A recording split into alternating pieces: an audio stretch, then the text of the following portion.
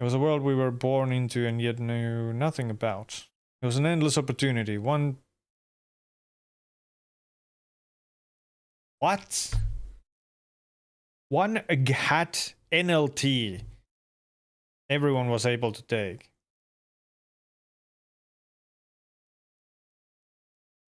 I don't even know what that's supposed to mean. What's the worst it's supposed to be? Oh! I think it's supposed to say one that not everyone was able to take. How do you make two typos in a row and not realize that? Yeah, yeah, that makes... Well, it doesn't make sense, but it makes sense why that specific typo. 13 typos! 2 in 1, let's go! Welcome to Aeonic. I think that's how you pronounce it. I'm not sure. Heard rumors this is AI Slop, but we'll see. We can laugh at it together. Also, I don't know why my sub count says it's at 0. That's not true.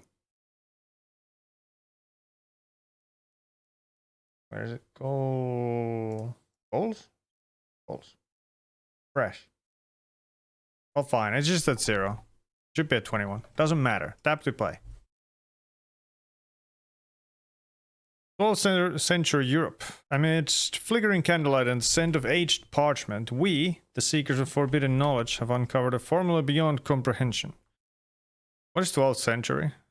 Like 1100? Is that how it works?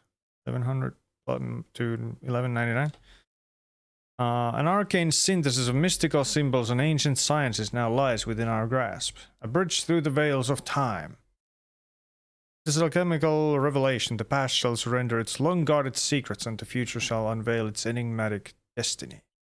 Forgotten empires will rise before our eyes. Ancient wars will rage anew. Kings and prophets will speak from beyond the ages. Now, through this wondrous power we shall transcend time's relentless march, exploring the boundless mysteries of human history from its mythical dawn to its distant twilight. Our journey begins. Does it now? Wow, I have to tap the tap button?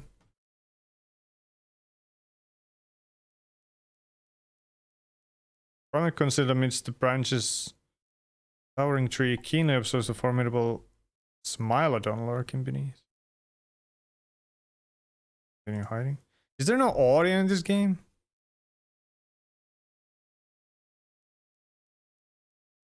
Look. Welcome to the Come Zone. There's some audio. Only come inside anime girls. Quivering clit, double-jointed pussy. Fresh It's Gage! How are you, my friend? Welcome in. Oops. Hi, Gage. Hi. How's you? Rowan stays hidden as the Smilodon prowls below. What is Smilodon? Is that derpy dinosaur? Smilodon prowls below and eventually slinking back into the forest. Curious, the Brown follows from the safety of its tree. But suddenly, Smilodon freezes, hearing something, then scales the very tree where the primate hides. Probably not a dinosaur then. Startled, the primate loses its grip and falls. In a flash, the Smilodon lunges, catching the primate midair, ending the hunt in a swift, brutal instant. I guess this is all we get. Pictures. No sound. Can't hear what aim I work on. The line is down. Does that hang out for a minute? Sounds good. As the tribe embarked on their mammoth hunt, an unexpected turn of events unfolded when the massive creature emerged directly before them.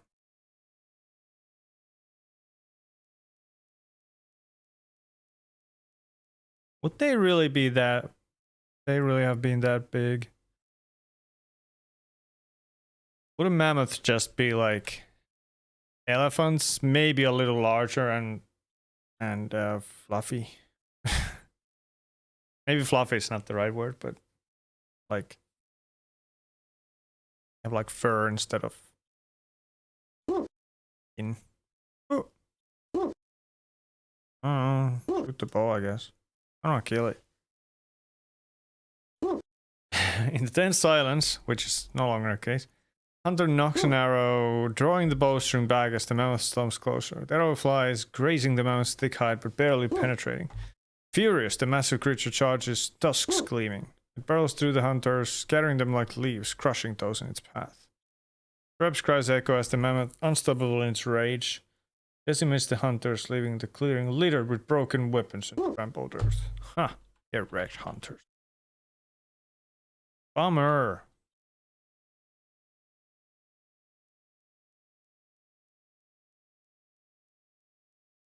I'm so angry looking.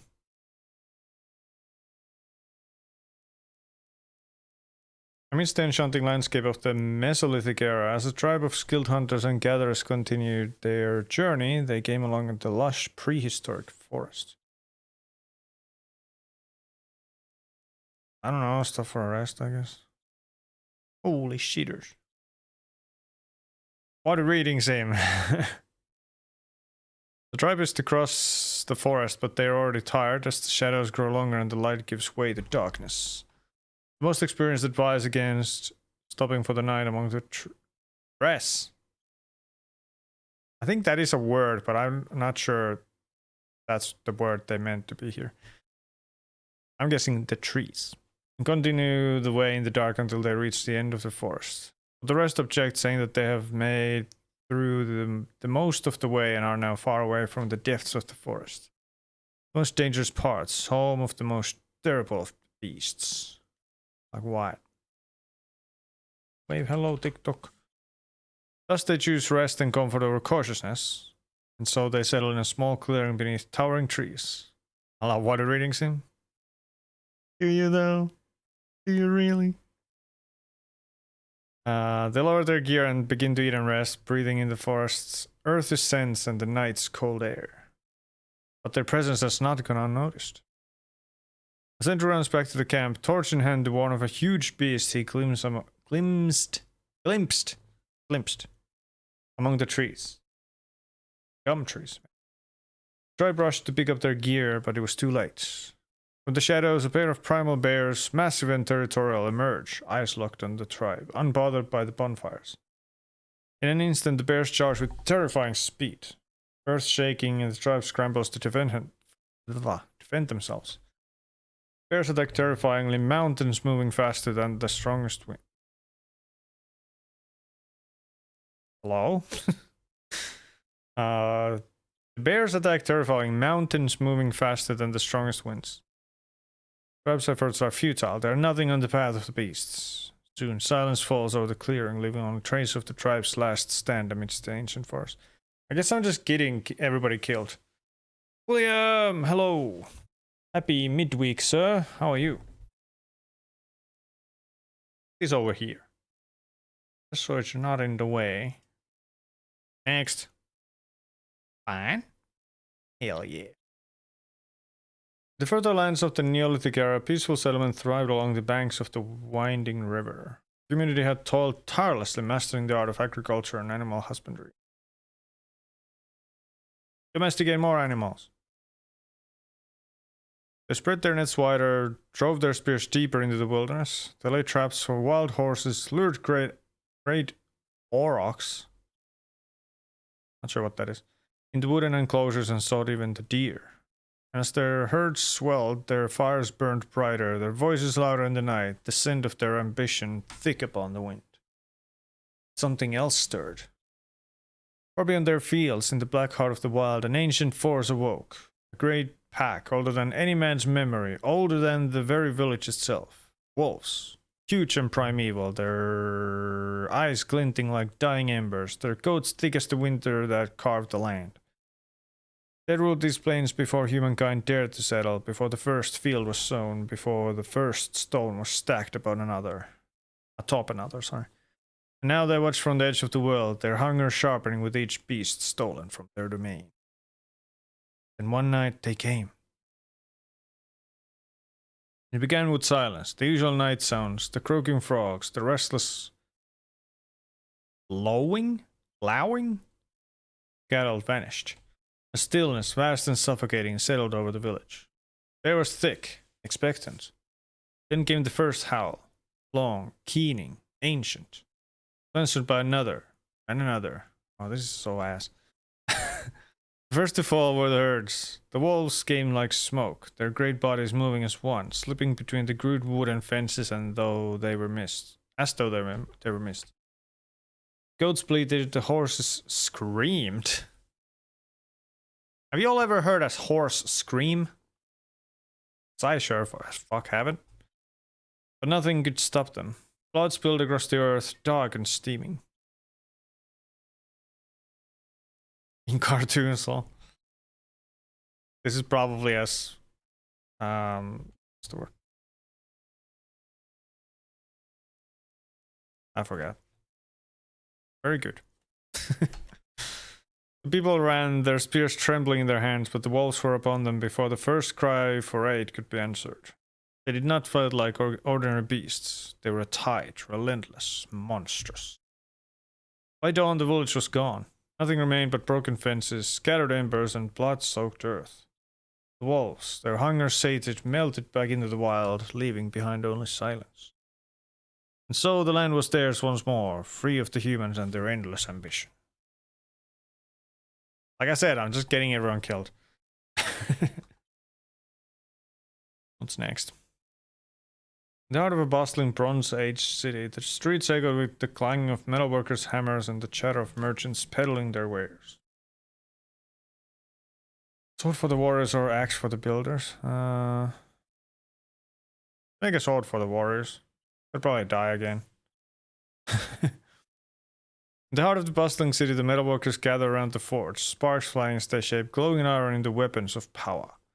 Amidst the heat and noise, the skilled smith concentrates, pouring all his effort into forging a sword. One sword. Final touches are made, tensions rise amongst the smiths, each vying for recognition and respect. Suddenly, a heated argument erupts, and in a fit of rage, one smith grabs the newly forged sword. God damn it. Fight breaks out, chaos enveloping the workshop. The armed smith, blinded by fury, strikes down his rival with the very weapon he had just created. In the ensuing panic, he attempts to escape, darting through the bustling streets. But his freedom is short-lived. Guards, alerted by the commotion, confront him at the city gates. Outnumbered and trapped, he falls, the sword slipping from his grasp as the clang of metal and cries of the crowd fade into silence. What happened? Did he die? Did he fall down and couldn't get up? I don't know.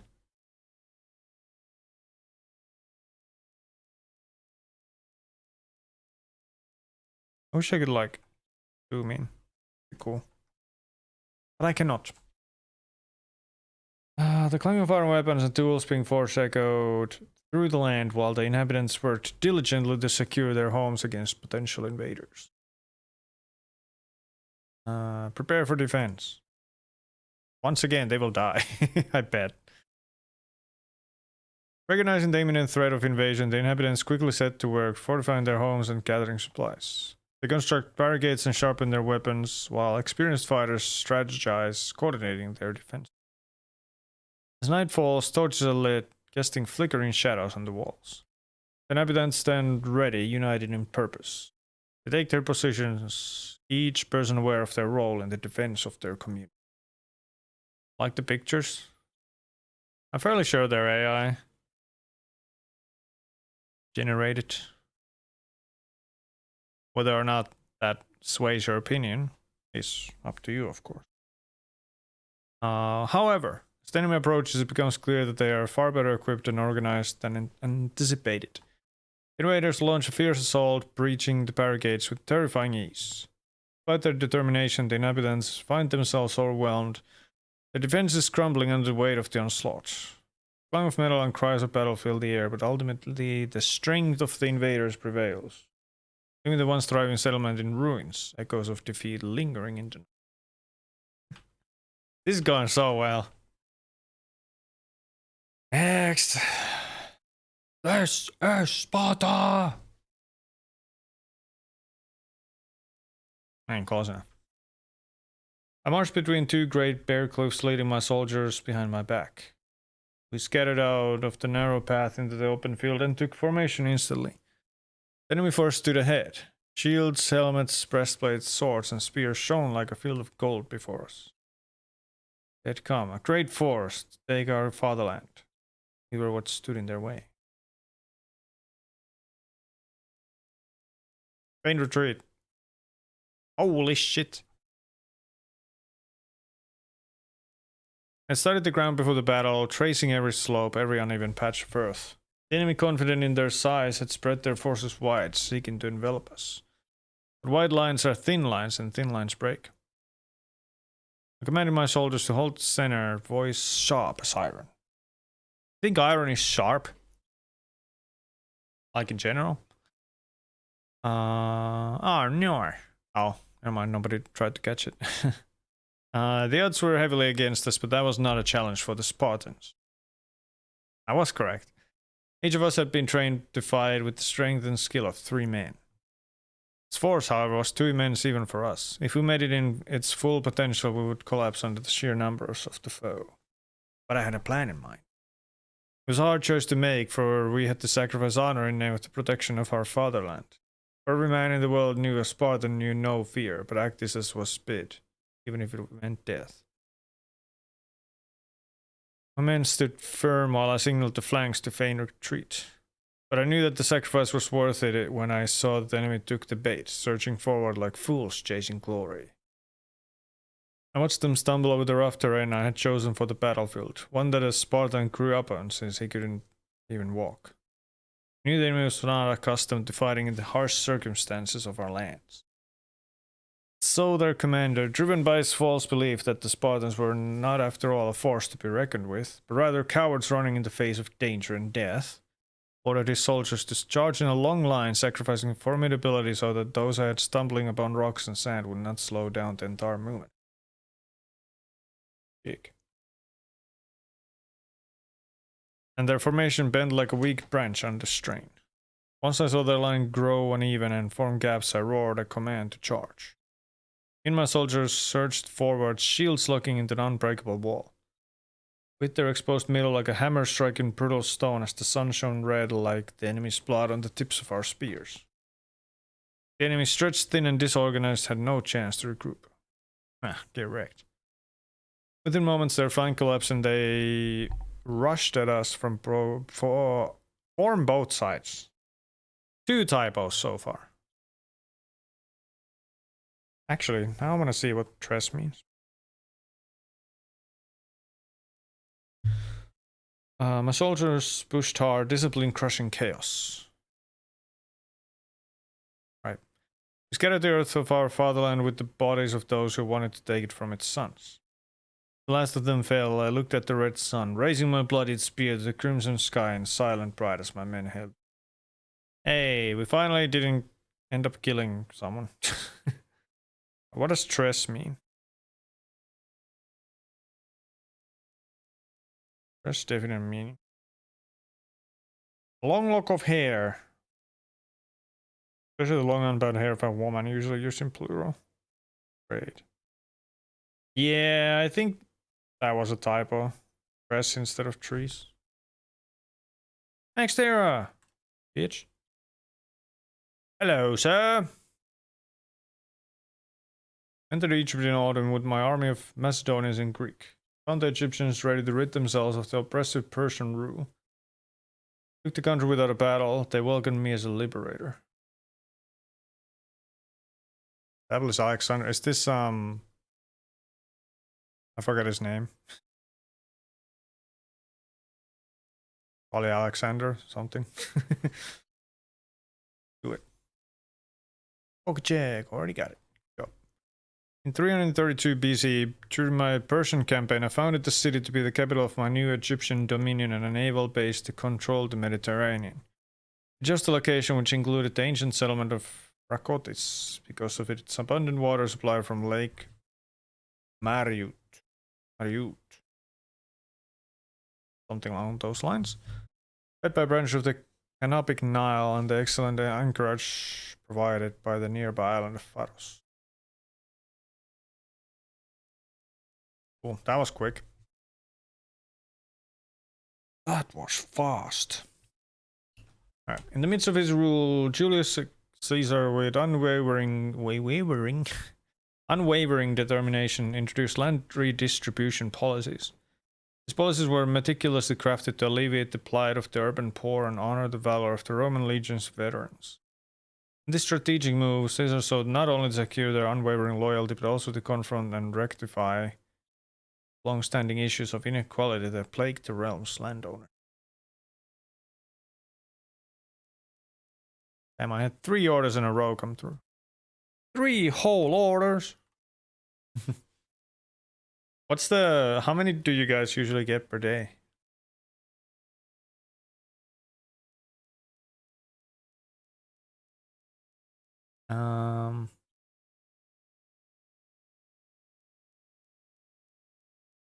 Maybe 1 or 2 per day. Huh, only that little. Well, it is. I can't think of a reason why. why.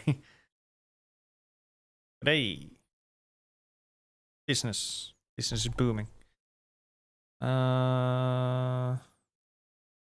Mother's Day is next weekend. Oh.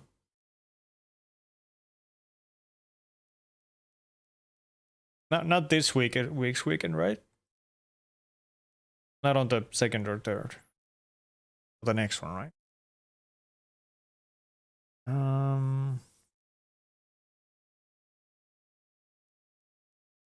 Correct. It's on the 10th. I think that might be the same here. Actually, just Googled it a while back. Might still have it here. No, I might not. Oh yeah, it's the same day. Same day here. I remember Father's Day is different here. For us, I think that's in like November or something.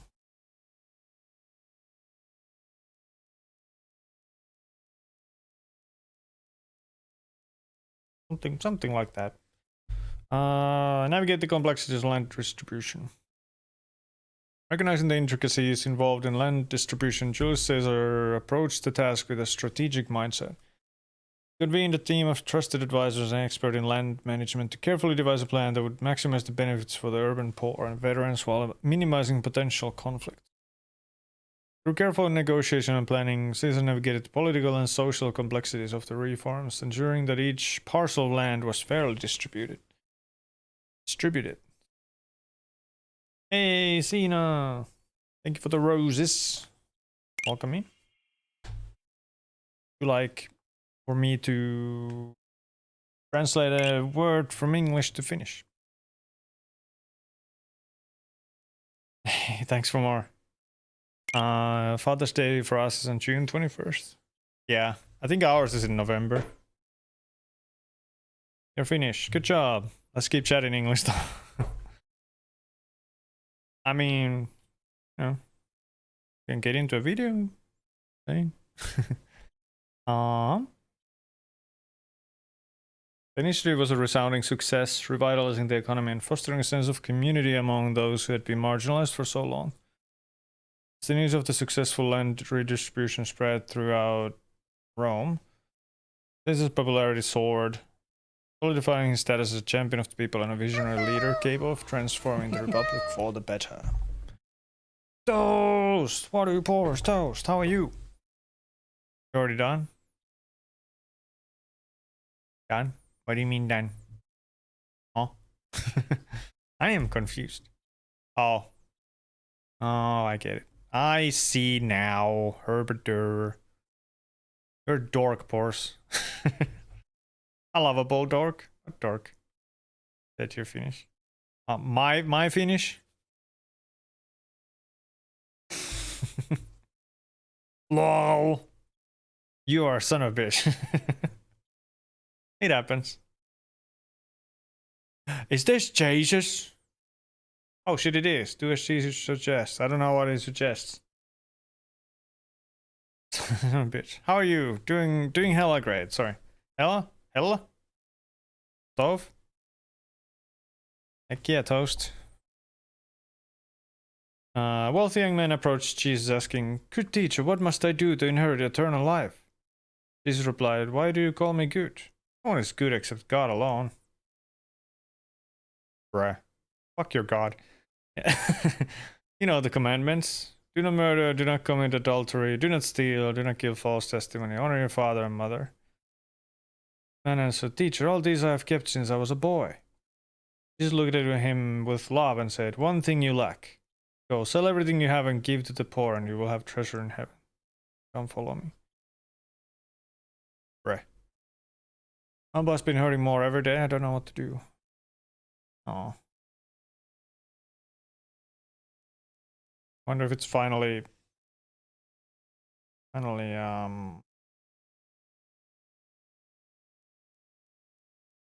starting to affect more. Well, I guess if it keeps hurting, then probably a good idea to go see a doctor about it, of course. But you know, just like not trying to tell you what to do, but you know, just keep an eye on it, of course. You know what? Let's make this bitch poor. I think so. Should have gotten it fixed when it was broken. If only I had known it was broken. Yeah. Finally coming back to bite you. Bite you in the elbow. Alright. Sell everything. That very day he walked through the streets, unburdening himself of his riches, his wealth pouring into the hands of the poor. Coins clattered into begging bowls, fine robes wrapped shivering shoulders. With each gift a new freedom swelled within him. And when he returned to Jesus, his feet bare, his hands empty, but his heart light as the wind, he said, "Master, I have done as you said." Jesus smiled, his eyes alight with joy. "Come," he said, "follow me." 711K, let's go. Didn't put eyes on it last night, didn't help. Man. Yeah. Well, just keep an eye on it, I guess. It's worse than you know what to do. Restricted? For what? I'm sorry I'm reading text in a... Well, I don't know if I could call this a game, but... 312K. We're almost halfway there. Admit, life does not contain stuff. My life barely contains anything, to be honest. What the fuck is going on? I'm doing a reading sim. Ass first! How are you? And so the young man? Bro, he was like 60. Restricted because you're speaking English on a Finnish TikTok. These what? These what, Gage? So the young man did walk in the footsteps of the Christ, no longer bound by earthly riches, but rich in the kingdom of heaven. These what? Yeah, exactly. Get hell divers ready, Rhea? Ooh, you guys gonna hell dive tonight? I'm one of the students of Mesro Ashtots. I wish it would mash tits. Anyway, was taking up part in translating the Bible into the Armenian language using the alphabet which our teacher had invented recently in 405 AD. Passing by a small church on my way back from one of the big cities. I carry with me the copies Bible in Greek, which we would need in order to improve our translation. The weather was foggy and rainy. I thought I could stop in the monastery for a small rest. Bug! Stall. Woo! How big is Helldivers? That's not a huge game, is it? These nuts, bitch. Oh shit. Fast, fast, fast. Ugh, I got. Wipe. It's Clefable! Not Clefairy, mind you. It's Clefable! So much is happening in Final Fantasy XIV, so I gotta get it done like now. Like what? Kind of stuff. Let's stop for a rest. Clearly a Pikachu. It's Pikachu! Entered the ancient church. Inside there was warmth from the candles and silence. The interior was not lit. There was only little light coming from the small slits in the stone walls. Peaceful atmosphere was sheltering me from the cold weather outside. Approached the priest, who were discussing something quietly. Ha! Typo number 3. Oh, you can't see it. Hold on. You gotta see this. What's happening in dungeon? New story patch, and we had a fan fest where they announced the new expansion. Rally English. That's gonna be fun. Well, we are reading. Yeah, might as well do it in Rally English. Camera goes poop for a while because I need you to see this. Quietly. Quietly. Something quietly. That's all. 3 typos so far. And greeted them.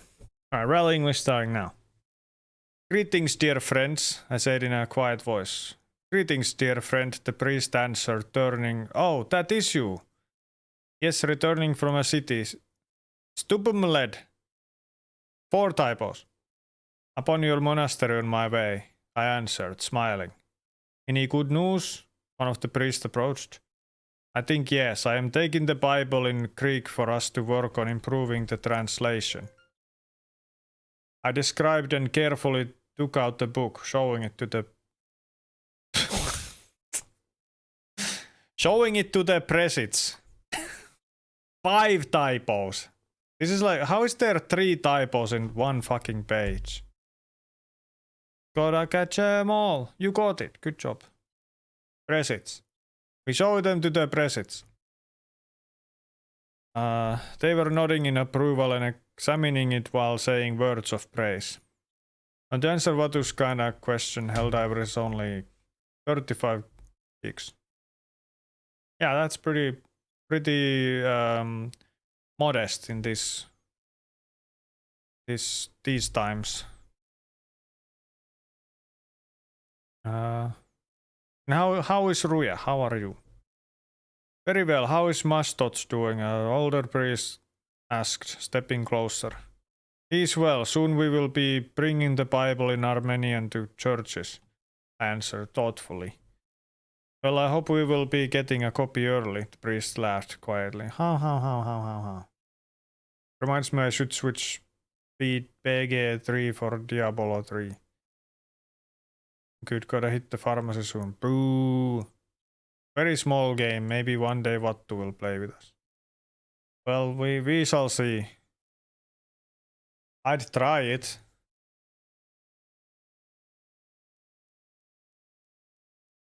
That's it. I'd try it at least. One day, thank God it's crossplay. Yes, of course, my friend. 6 typos. I replied, nodding. Well, come on, have some food and rest, the priest suggested. Let us pray first, I told with a smile. Even in tiredness, I would always have the strength for gratitude and praise to the Savior. Oh, that's actually correct, yes. The priest nodded. We approached the altar and prayed for a while, murmuring the words of ancient prayers. Afterwards, I had a meal and some rest.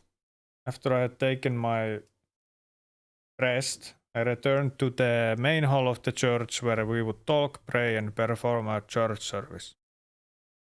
This is a fully AI-made game. Apparently, yes.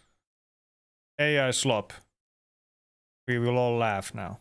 The next morning, the weather had not changed much, but that was not of a surprise, as it was autumn. I spent a little time with the priest and thanked them and left the church to continue my way towards the bright work I was fortunate to take a part in. Seems like it, yes. This is like 20% positive on Steam, I think. Nom. Where?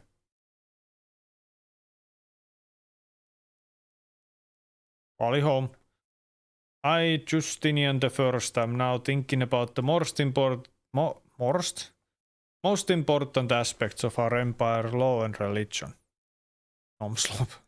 What? And I should now decide which one of them to start evolving first. Law, definitely. Fuck religion. As I watched Tribonian take charge of the monumental task before him, I knew the future of our empire depended on the revision of our legal code. Our laws must reflect the glory of Rome, yet adapt to the world we've built. Tribonian and his team meticulously examined the 12 tables and our ancient edicts, finding the enduring principles that still served us well. I saw the need to extend protections to all free people, not just citizens, and to strengthen judicial fairness. Our property laws, too, must evolve with the changing tide of commerce and urban wealth. The debates were fierce. Some wished to hold on to tradition, others to reform. But Tribonian understood. The code must honor the past, but it must also be alive, ready to grow with the empire. Thus we began the work, shaping a code that would guide us now and in the future, lasting testament to Roman law. Are you gonna rid the world of infidels with our religion? Well, have you considered that maybe if there was no religion, there wouldn't be any infidels? Infidels. Good for the great meatball in space. Hell yeah, Dark Souls. We got Dark Souls in this game. Let's go. Or Black Desert Online. If you want to go that way. This kind of looks like one of the cosmetic sense. You need infidels. Okay. The Grand Courtyard of the Holy Basilica. That's a fucking herb. It's filled with nobles, clergy, and common folk alike as I stood in mighty armor on guard for my king. Well, peace is a hoax. I mean, it's not a real thing. It could be a real thing, but people would rather war. His Holiness the Supreme Pontiff had invited the king to his sacred gathering, a meeting of faith and unity. Man beloved by all, his presence is a symbol of divine guidance. The king himself had spoken highly of him, as had all who held power within our realm. It's a trap! It's a trap! Trumpet sounded and my king stepped forward to address the crowd, his voice steady, filled with conviction. That is very AI-like, so not surprised. All AI. He spoke of peace, of prosperity, of the bond between crown and faith. Blech. People listened enraptured. Then, as if the heavens themselves shattered, the air was filled with the sound of steel leaving its sheath. That came from the very men who wanted the divine service, His Holiness's personal guard.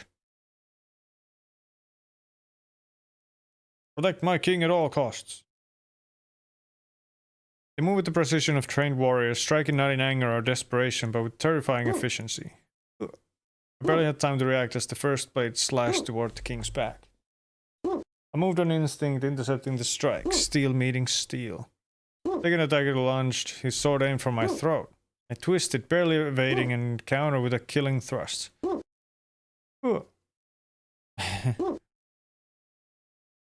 Alright. A third came from my left, his strike forcing me to step back, giving just enough space for the fourth and fifth to close in. A total of 5 of them. Elite warriors of the Pontiff. Why am I so itchy? Stop that. Not allergy season just yet. Poor ass fast. Where was I? The lead warriors of the Pontiff, formidable, relentless, deadly. Best in the country, and I was the commander of the Royal Guard. I had no time to think, I would protect my king at any cost. My sword danced through the air, deflecting, striking, carving through flesh and armor alike. Silenced by the pig farmer. Lol. You're just not a VIP or a sub. I fought with every ounce of strength, knowing I was alone until the rest of the guard reached us, knowing that my king's life depended on my blade. In Big Water. Lol. Big Water bot. I've been itchy too. Had a random nosebleed yesterday too. What the fuck? I haven't had a nosebleed in years and I had 2 in less than a month. What the fuck? What the fuck? That is odd. Hey, I wish I knew what's up. But it is weird.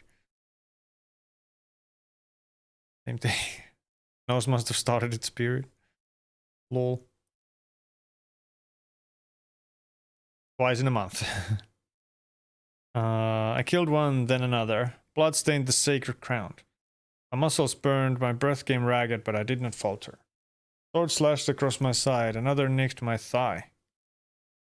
Pain flared, but I pushed forward, my blade driving through the chest of a third guard. Explains the cramps. Cool. Everybody knows what controls the medicine. But why you make my meds so expensive? It's not me. Put the blame somewhere else. A roar of the rage from behind me. The king, wounded, fighting sword in hand with what strength he had. Golden cloak now stained red. The assassins were not done. Fourth guard's sword pierced my mighty armor. Its blade reddened as it came out. Staggered, but I did not fall. Not yet. $800 for 30 pills is stupid. It really fucking is. Actually unbelievable. My vision blurred as I parried the final warrior's strike, countered with my last ounce of strength. Body fell beside the others. Robbery. Daylight robbery. Whose ass do I have to kick? Jesus, that's ridiculous. What's that per pill? Almost 30. That's crazy. Pay $250 for 100 pills. I think I got OGaD. What is OGaD? I guess the pills might be different. Yeah. Like the car?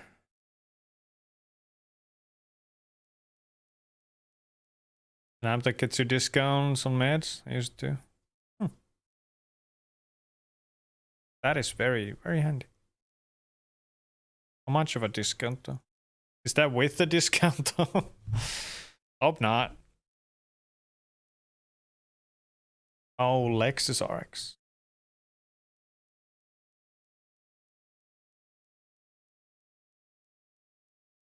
I have to Google that one. I know most Lexus models, but RX?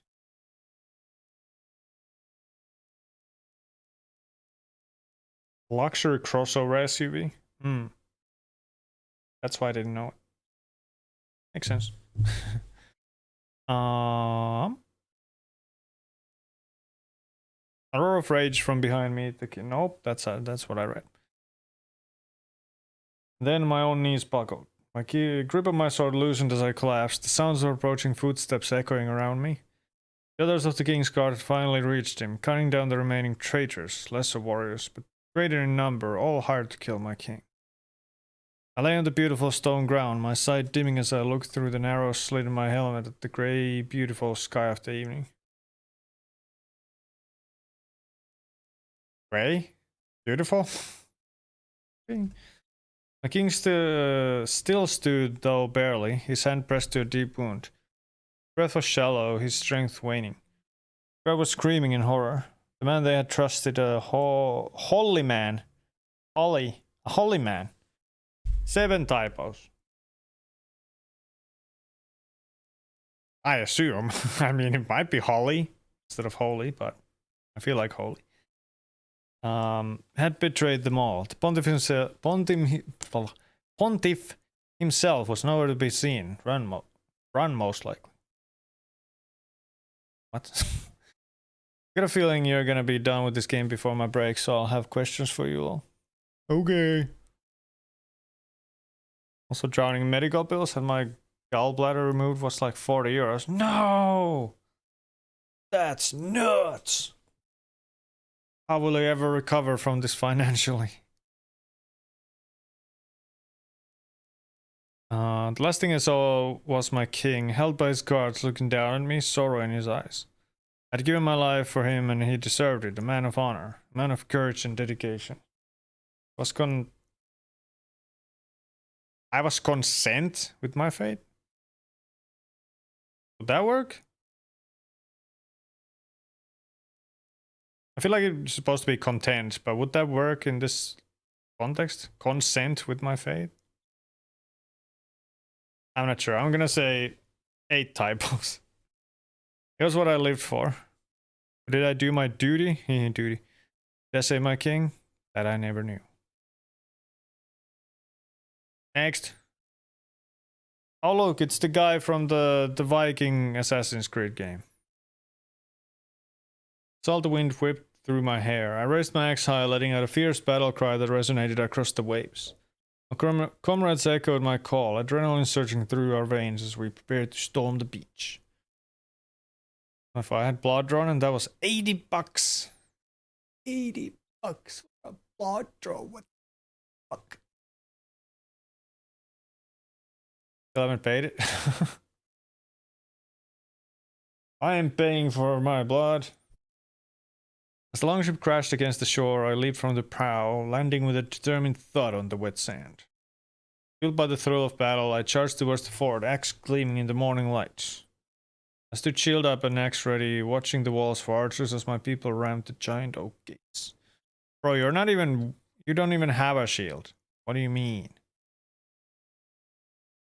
Nobody got it. Oh, Rui actually has that one. Hell yeah. Engage. And porcelain. I'm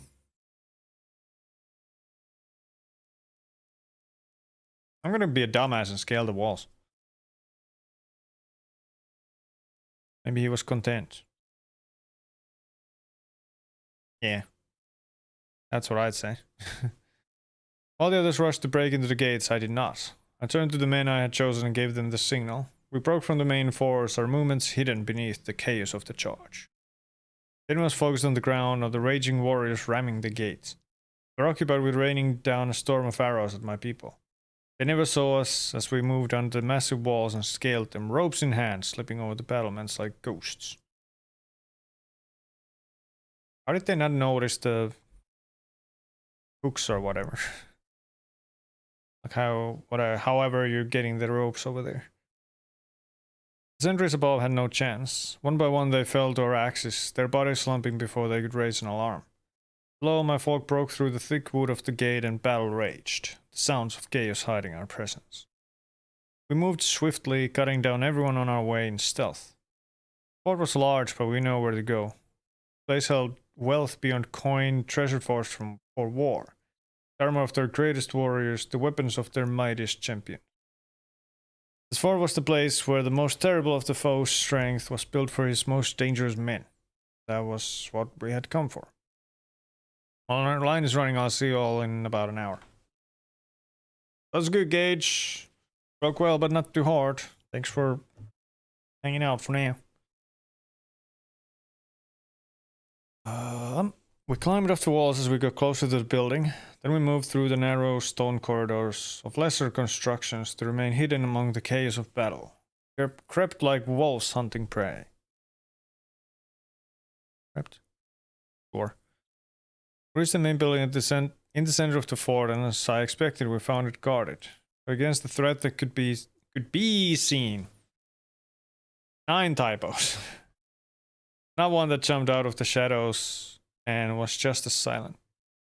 Could be seen. 5 of us failed 10 times our number in stealth and attacks, never expected, full of animalistic rage. When there was only stone and dead bodies surrounding us, we moved towards the building and crashed its doors to face yet another stone maze of rooms, stairs, and passages. But we were relentless and we submitted all of the few who tried to resist us inside. I worked too hard. And I got an easy day.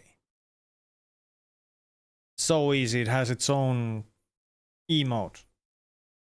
If you have the 7TV on your browser. Extension.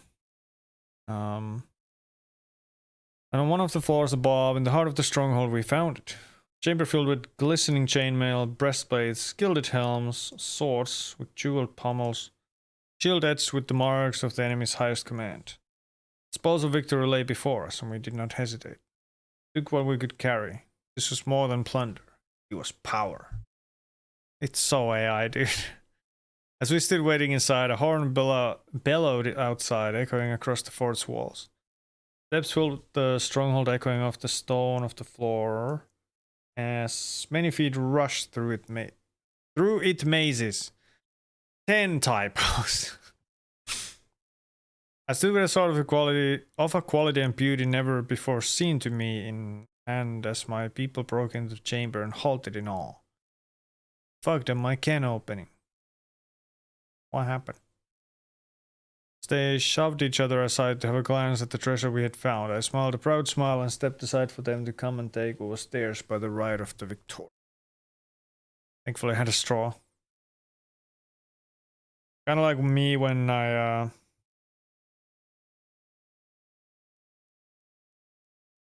opened a can on stream. Parcel, I was like, do it again. And I did the thing again with the little thing, and it fell into the can. Can't make the shit up. Ooh, we're on to the samurai people. Wind howled around us as we ascended the slopes of Mount Fuji, our banners snapping in the cold air. I, a shogun, led the column. Took a picture for Discord pics. Alright, I'll check it in a sec. We were warriors, hardened by battle, yet the fear in the eyes of the villagers who had begged for our aid lingered in my mind. I spoke of a valley hidden deep in the fog. Place near where they sometimes herded their animals, but now feared beyond reason. Discord time.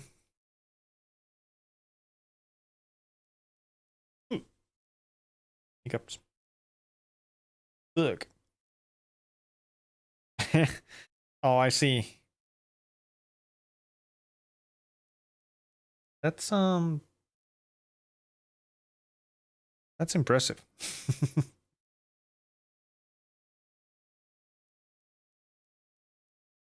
Very impressive, in fact.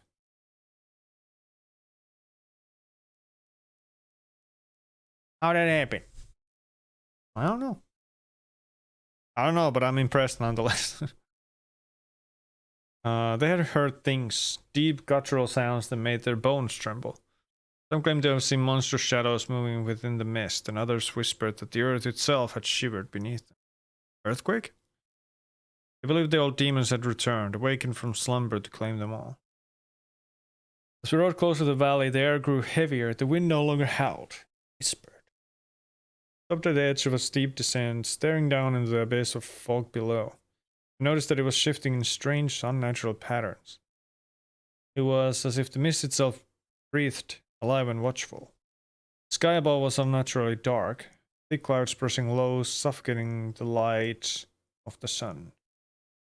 The horse shifted uneasily beneath me, ears twitching. The others muttered amongst themselves, gripping their weapons tighter. Even I hesitated, eyes scanning the valley, my usual confidence shadowed by uncertainty. Descend into the mist. But we pressed forward. There was no room for fear nor hesitation. Water, rock guy! Welcome to Water Reading Sim. How are you? Descending into the mist, the world narrowed. 30 stream streak, let's go, 1 month. Thank you so much for being here. 30 in a row. I'm good. Hell yeah. The fog coiled around us, thick and damp, swallowing sound, distorting shapes. Moved cautiously, weapons at the ready, senses straining. There was thick with something more than just moisture. Moist. Something unseen, something watching.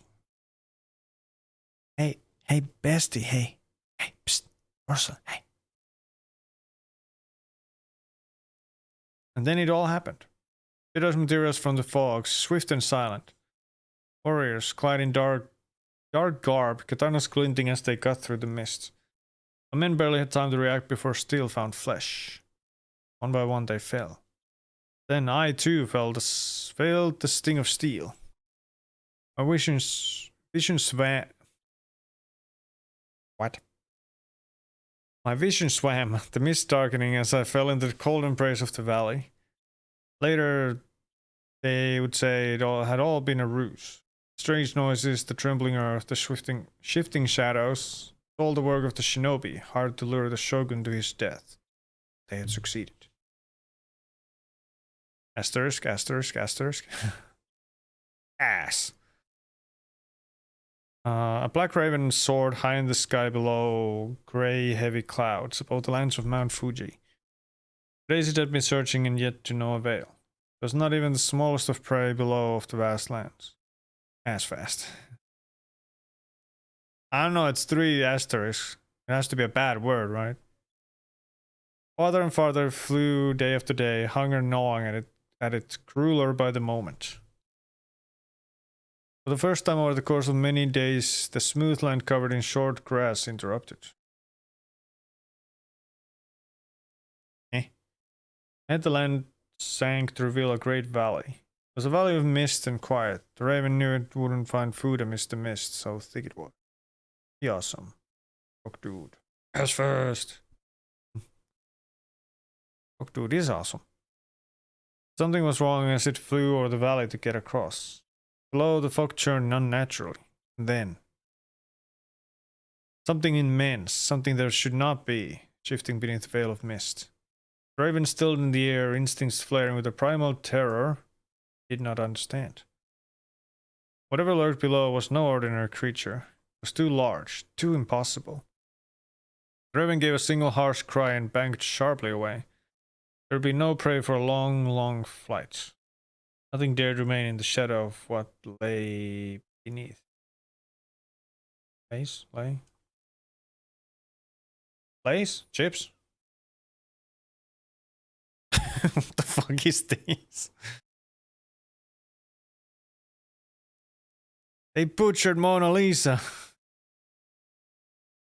I, Leonardo da Vinci, found myself immersed in a world of boundless creativity and intellectual exploration.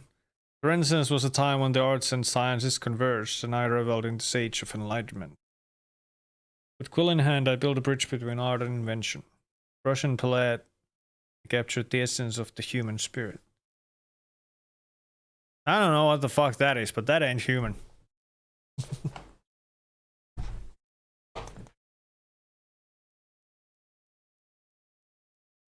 Fingers also look fucking weird. You think if it was full AI they could add voice acting? No, that's too expensive. Somehow. Good old text to speech. Wait, could I have made a choice? I don't even realize. Whatever, standing before me a blank canvas, I dipped my brush into vibrant pigments, ready to unleash the depth of human emotion onto the fabric before me.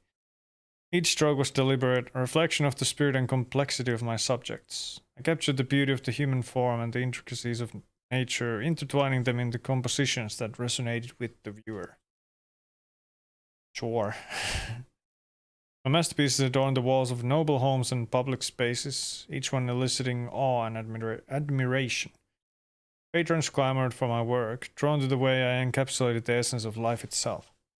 Depth of color and light in my paintings invited contemplation, stirring the hearts of those who gazed upon them. As my reputation soared, I found myself at the forefront of the Renaissance art movement, my canvases becoming symbols of the era's brilliance. The intersection of artistry and emotion transferred my work into a celebration of the human experience, solidifying my legacy as a master of my craft. In that time of enlightenment, I understood the profound impact of art in shaping both culture and consciousness. Sure.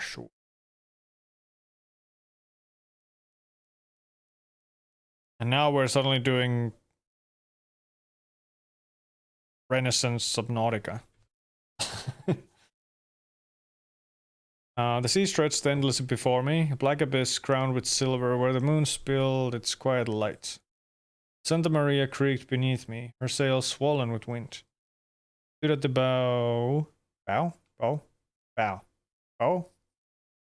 Which one is it when it's about a ship? Bruh, I keep zoning out. That's okay. Palms. Hands clasped behind my back, my gaze fixed on the unknown. Blame. Weeks had passed since we last glimpsed the shores of Spain. My men were uneasy. I could feel it in the silence, in the way they moved about the deck with hushed steps, as if afraid to wake something sleeping beneath the waves. Oh my goodness, catch it quick! Frost. I mean, there's clearly something there. And yet that night, something pressed upon me, a weight I could not name, heavy as a storm, yet with no wind, no thunder. Only the hush of the sea, the creak of the wood, and the slow, rhythmic breathing of waves against the hull. Then came the cry. Wah! Wah! And I go for a store to buy more cans rolls. Don't do it! Hey, rock guy, good job. What the Pokemon? Dripped through the quiet, raw and trembling. Breath caught as I turned, searching the darkness. Men stood frozen, their faces pale in the moonlight. Don pointed, his arm rigid, his mouth moving without sound. Water stirred. The ocean itself seemed to recoil. Waves shivered, pulling away as if afraid. In my cancer rolls, they taste good and referencing. Refreshing? Okay then. Then the ship lurched. Sudden heave as though the sea had risen beneath it. Rope snapped, wood groaned. Terrible hush fell over us all. Don't know how to spell the word. Refreshing, I think is what you're looking for. Camera, please. Stop turning. Men gripped the rails, their breaths held tight in their chests. I could feel the air shift, thick with something ancient, something vast. Then beneath the water, a shape moved. Not the shadow of a whale, nor the long not the long twisting form of any serpent known to man. Something greater, deeper. Thing that had slept beneath the world long before we had ever named the sea. Ship trembled as the water heaved again. Into the unknown! Refreshing. Yeah, there you go. There you go.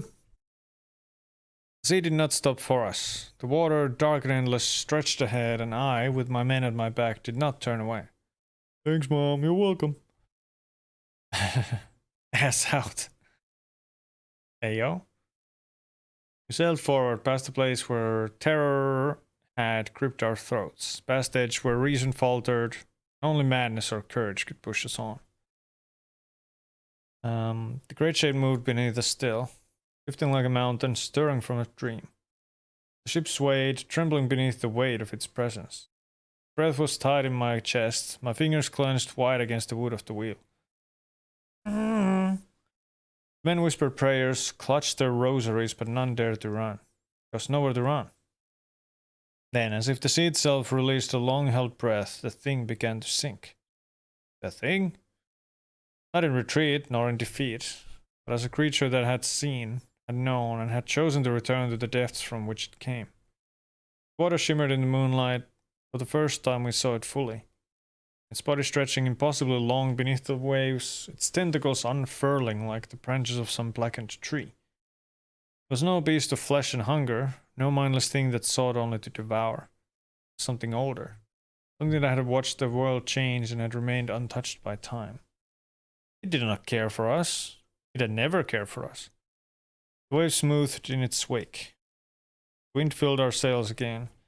And though the men stood silent, pale-faced and hollow-eyed, we knew that we had been spared. Not by mercy, but by indifference. But we had seen, we had learned. Now the sea was not the same. The water that stretched before us was no longer only the path to a new world. It was a great and hungry void, hiding things beyond the grasp of human minds. Yeah, this is like Lovecraftian stuff, pretty much. We sailed forward, the unease lingering in our bones, knowing that we were no longer simple explorers. We were trespassers. Day split in the nights, sky wheeling above us in endless patterns of stars. Then one morning, land rose from the horizon, emerging from the mist like a ghost half remembered. How's your back? Oh, thanks for asking. It seems pretty alright. I'd say. pretty regular. I didn't even wake up with it sore or anything hurting. But I think we're good. A city ruined, broken, swallowed by time. It stood silent and dead, its spires shattered, its streets lined with statues whose faces had been worn away by wind and rain. Stones glowed faintly beneath the sun, humming with an energy I could not name. The men whispered amongst themselves, their voices hushed as though the place itself might wake and hear. Oh, continue, not new era? Oh shit, there's more! I could not believe what my eyes were seeing. Yet another miracle, something I never thought to be possible. I remembered my childhood days when my curiosity drove me to read the works of the greatest of my time and times past. I had read of Atlantis, of its beauty. 11 typos. Are we already at 12? I don't know. Atlantis, of its beauty and greatness, of its people and wisdom, and of its terrible death. I dreamed once to step onto its land. For I knew that even in death it would be glorious. So it was. It was a land that had once strived beyond all others, that had risen too high, reached too far, and been cast down to the depths of oblivion. I could feel it in the air, in the way the waves lapped at the shore, as if trying to swallow it still, as if the sea itself had not yet forgiven its arrogance. Men wanted to explore. I refused. We'll leave, I said, my voice firm, final. There's nothing here but ruin. No soil for crops, no land to tame. It is not for us. And though their eyes burned with curiosity, they obeyed, for I had seen the truth.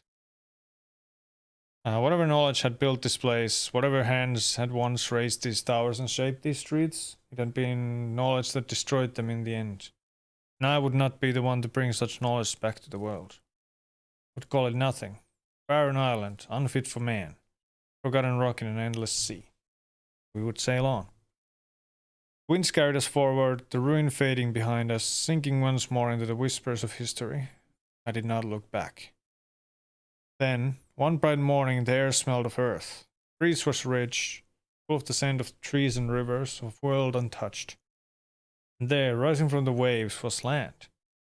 Vast and golden beneath the sun, stretching beyond the horizon. Land of holding rills. Land of rolling hills and mighty forests. Rivers thick with life. Damn boy, he's thick! New world. World not yet broken. Stood at the bow. Weight of Atlantis heavy on my shoulders, but before me lay something else. Something whole, something full of promise. Past was behind us. Before us, the future. Whoop. Who the fuck is this then? Sat in my room on the second floor of my home. I sat at my desk of wood. Starlight filled the dark, silent room. The candle at the desk burned slowly and calmly, the fire steady and bright. Before me I had lain my papers of equations and the books of the greatest minds of the world. I could see their way of thinking. I knew I was ready to take over and carry on that which they had started. Apologies. I wonder how much sleep I actually got. Probably like 6 hours overall. It's fine. Worth it. Yep. People had just only begun to learn the ways and behaviors of the world, and I sensed the curiosity and will to uncover that which even the greatest yet had not. It was a world we were born into and yet knew nothing about. It was an endless opportunity, one...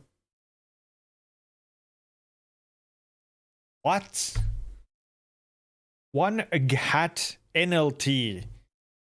Everyone was able to take.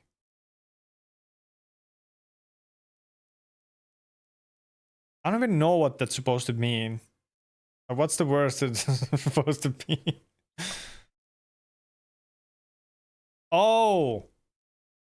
I think it's supposed to say one that not everyone was able to take. How do you make 2 typos in a row and not realize that? Yeah, that makes... Well, it doesn't make sense, but it makes sense why that specific typo. 13 typos! 2 in 1, let's go! That's actually impressive. But as I looked out of my window and up into the sky of countless stars, I sensed as if a call from the starlight itself, curiosity and longing to know the sky and what was beyond it. Tore me from within, want to study my world and that of unknown. I will study my world and give my people the power to shape it, or I will learn the stars and their secret. Shape the world! Soon, atom bombs. I turned away from the window, away from the silent call of the stars, and looked down at the papers before me. The sky was vast, yes, but the forces that governed it, the same forces ruled the earth, ruled motion ruled all things. To understand them was to hold the very fabric of nature in my grasp. I set to work. At first I sought the simplest truths, those that others had only glimpsed. Objects fell, but why? Oh, is this fucking Newton? Was it mere habit or was there a reason? In order to their descent? I dropped stones from my window, timed their fall, changed their weight, their shape. None of it mattered. They all obeyed the same laws, something unseen but absolute. That's not how he figured out gravity. So I searched deeper, at least that I know of. Turned my attention to motion itself. A car rolling down a path, a pendulum swinging in a steady rhythm, the flight of an arrow loosed from its bow. Filled pages with numbers, symbols, ratios, measuring every cause and every effect. What I found was both startling and beautiful. Motion was not chaos, but a pattern, predictable and precise. The world was not ruled by whims, but by laws, and I could name them. But I did not stop there. If motion could be measured, then so could force. If force, then resistance. If resistance, then even the heavens above must bow to these same principles. I turned my eyes upward once more, not to seek their mysteries, but to pull them down into the realm of knowledge. The moon did not wander aimlessly. It was held, just as an apple was held before it fell. Okay, there's the apple. Gravity. It was there all along, binding the stars, the planets, the tides, the very breath of the world itself. I'd only needed to see it. Live chat didn't appear on the screen the past 2 minutes. Right there, brother. Because no one's here doesn't mean it's not there. The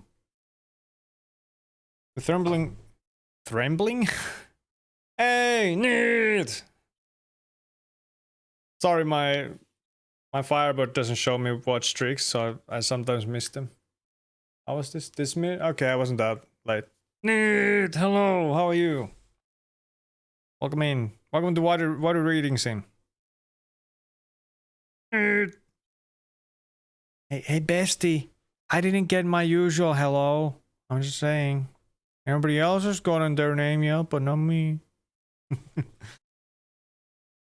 He's okay. With trembling hands, I wrote my conclusions. The stars no longer beckon with mystery, but shone with certainty. The paths were drawn by laws as simple and powerful as those that govern the fall of a stone. Wait, really? I think so. Can't go that far. Yay! Yay. That makes me happy. Yay, mate. Thank you. You're the best. Yeah, how's neat? Welcome in. Ooh, made it tired. I've seen it so many times. I'd set out to study the world beneath my feet. In doing so, I had discovered the force that ruled the heavens as well. Next. This Napoleon? Napoleon. Napoleon. I rode through the streets at dawn, the hooves of my horse striking sharp against the cobbles. The air in Paris was thick with the scent of damp stone and burning tallow. The streets quiet in a way that spoke not of peace, but of something waiting. Soldiers followed behind me, their footsteps steady, disciplined. They were mine, not the dark tourists, not the people's. They were the men who marched with me through Italy. Too many governments had risen and fallen in these 10 years since the revolution began. Too many promises had been made in blood, only to turn to dust in the mouths of those who spoke them. France was now in the hands of a government too weak to rule and too corrupt to fall with dignity. They had no vision, no strength. They did not deserve the France we had fought to build. Arrived at the Tuileries, I don't know, but the councils of the government were in disarray. Word had already spread. Bonaparte has returned. Yep. Men who feared me had already begun to plot. They were slow. They did not know how to move in the way of soldiers, of men who understood the cost of hesitation. I did not hesitate. I'm good. Back to what the void game. Fighting against my cat's paws and face on my hands and keyboard. How about you? Sounds like a fun time. Sounds like fun. Feel free to give the kitty some pets from me, please. I'm good. I got my passport stuff done, so should be able to get it next week. That's pretty much it. I went to Subway for a long while, not visiting Subway. Had some delicious subs. And yeah. Productive. Entered the chamber of the Council of 500, where the so-called leaders of France gathered, robed in their empty authority. Turned to me, some rising, others shrinking back into their seats. Few shouted words of law, of constitution, of treason, but I'd stopped listening to such things long ago. This government is finished, I said, my voice cutting through the rising noise. Heck yeah! Oh yeah. One job done. Many more to think of. I read that. Chamber erupted. Some leaped forward, rage in their eyes, their voice cracking with desperation. Deputy lunged at me, his hands outstretched, his mouth twisting around curses, accusation. Another raised a dagger.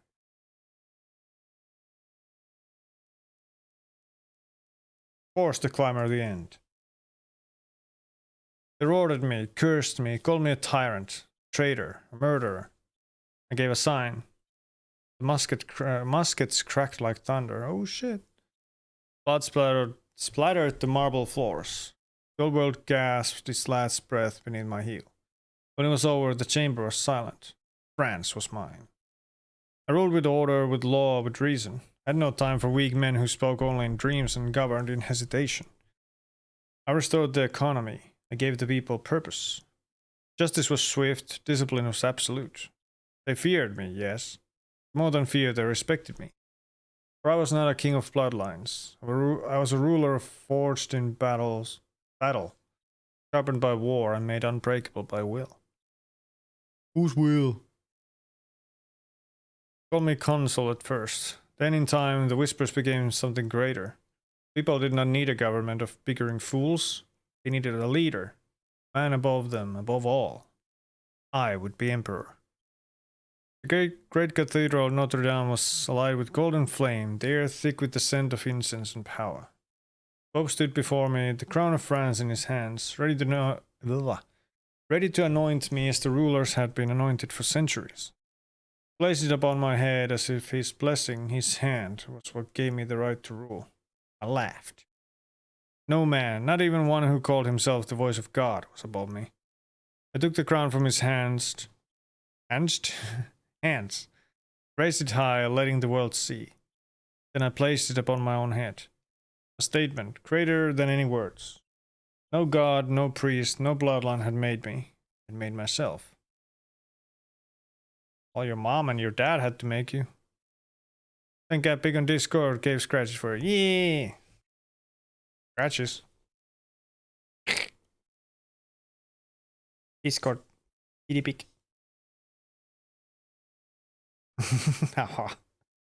That's fucking cute though. That is fucking cute.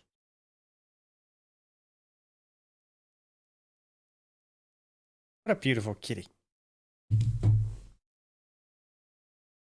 On that day I ruled with an iron hand. I built my empire with the same precision I commanded my armies. The laws were my will, the streets bore my name. The world remember me not as a man who was given a throne, but as one who took it and made it his own. I meant I gave her pets from... Okay, that's what I thought you meant, but I wasn't sure. Wrong word choice. It's fine. The armies of Europe fell before me. I rewrote the world's map in my image. When I rode through my conquered cities, the people did not cheer because they were ordered to. They cheered because they knew. I was not a ruler to be questioned. I was not a man to be denied. I was Napoleon. Now he's dead. The power is a beast that demands more than it gives. Russia. Vast, cold, endless. In the graveyard of my ambition. What's her name? Yeah, what is the kitty's name? Marched with 500,000 men, an army forged in fire, unbreakable. But I had misjudged the land, the winter, the will of a people who would rather burn their own cities than surrender them. Sunny. Yeah. I think you've mentioned that. Very Finnish name. Moscow was a phantom. We took it, yet it gave us nothing.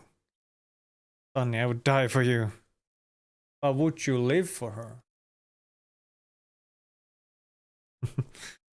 No peace, no victory. Only the bitter wind and the crackling ruin of the Kremlin in flames.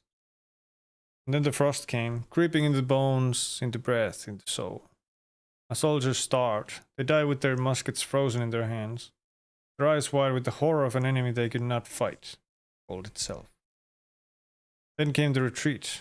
Nightmare stretched across the wide wastelands. Cossacks struck like ghosts, cutting down the weary, taking the slow. The Grand Army, the greatest force the world had ever seen, became a shuffling mass of the dead and the dying. Berezina, what remained of my men, stumbled across the ice while Russian guns tore through them. When I returned to Paris, I was still emperor. The world had seen weakness. Vultures circled. Nope, the vultures circled. Russia, Austria, Britain, old enemies smelled blood. Came for me, and I met them with steel. Same, although my blood circulation already kind of does it at times. Lol. Leipzig. Battle of Nations. 3 days of slaughter. Fought as I always had, but even my genius could not turn the tide against a world united against me. The Allies entered Paris. My empire crumbled. They forced me to abdicate. They sent me to Elba, a mere island for a man who had ruled continents. They had not killed me. That was their mistake. For I was Napoleon, and I returned. Friends rose on my call. The soldiers who had once fought for my throne threw down their arms and joined me. People cheered as I marched back to Paris, and for 100 days I ruled again. Fate does not grant second chances freely. At Waterloo, beneath the sky thick with cannon smoke, my final battle was fought.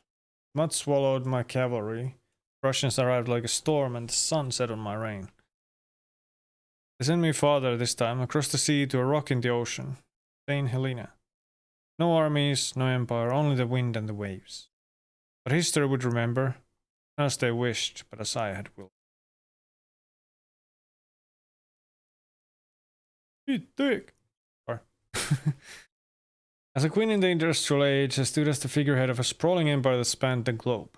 My reign was marked by both the challenges and triumphs of an era in flux. My empire was at its zenith. I played a role in the complex web of royal alliances and the course of world. Industrialize! The hum of progress filled the air. Steam and steel reshaped cities, railways bound the land, and factories roared with industry. The Empire moved forward faster than anyone before. Ever before. I think my desk mate says, "Oh, I'm gonna kill myself too many times." Bruh. We need an intervention. It's this serious.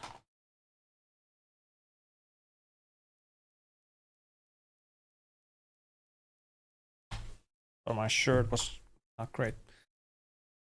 With each invention, life changed. The telegraph connected distant lands, steamships carried goods across the seas, and workers filled the mills, forging a new era. The progress had its cost. Crowded cities, harsh labor, voices calling for reform. I watched, I listened, I acted. Growth had to be guided, balanced with reason.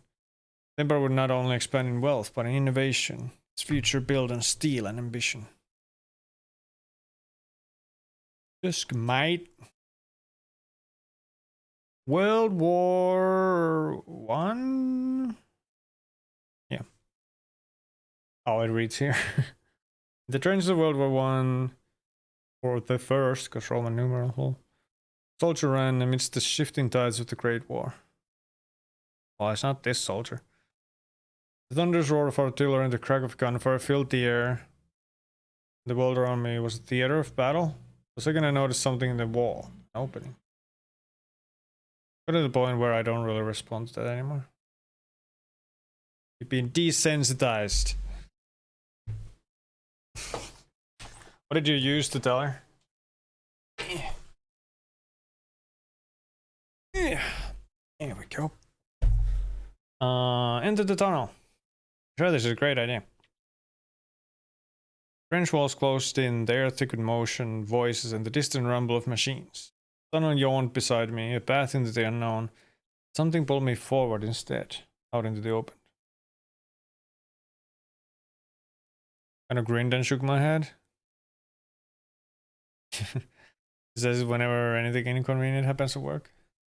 Which is all the time. I'm just kidding. Alright, system notifications. Appeal not approved. Alright, I can go offline on TikTok. Bye TikTok. You.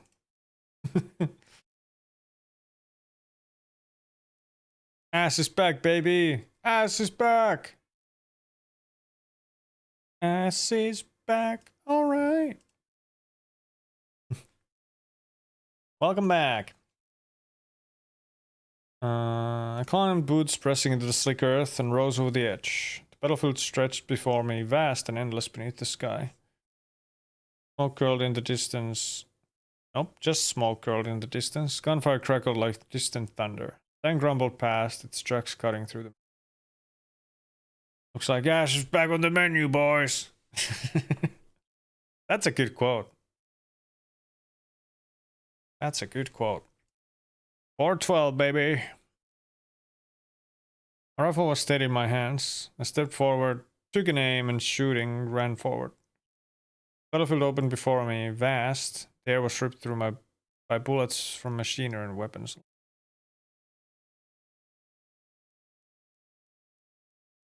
Eh? That last sentence made no sense. Good one. World War II.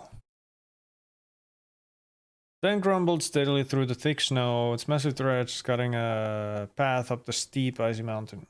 Inside the crew huddled together, their breath misting in the cold air, the sound of the engine drowning out the howling winds. Commander, eyes fixed on the narrow trail ahead, gave a sharp nod. Let's keep moving forward. We'll reach the summit. Gunner gripped his rifle tighter, scanning the wide expanse for any signs of movement. The snowstorm was fierce, but the mission was clear. They were determined to reach the summit.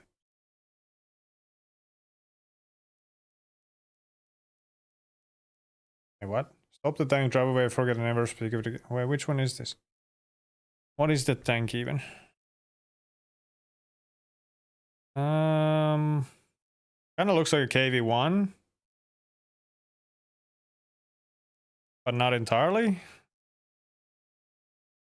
But it also looks like sort of like something German, maybe?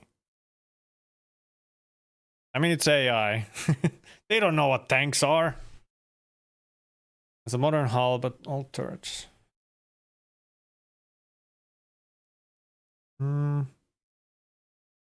I don't know if that's super modern, but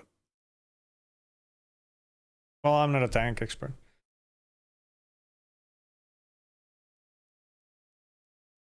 I know, stop the tank. Tank rumbled through the snow-covered mountains. It stretched, carving a path through the endless voids. Inside, we moved with practiced ease, eyes sharp. Gold pressed in from all sides, but the machine was steady, strong, relentless. There is way too one side. I don't know.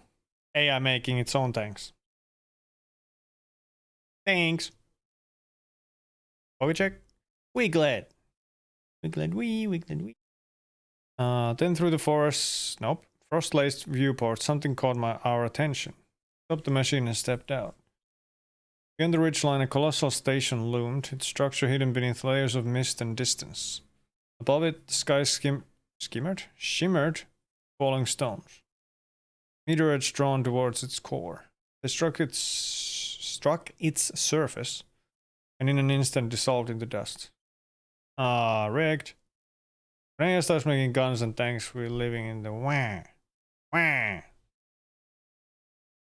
Living in the wah. Luigi.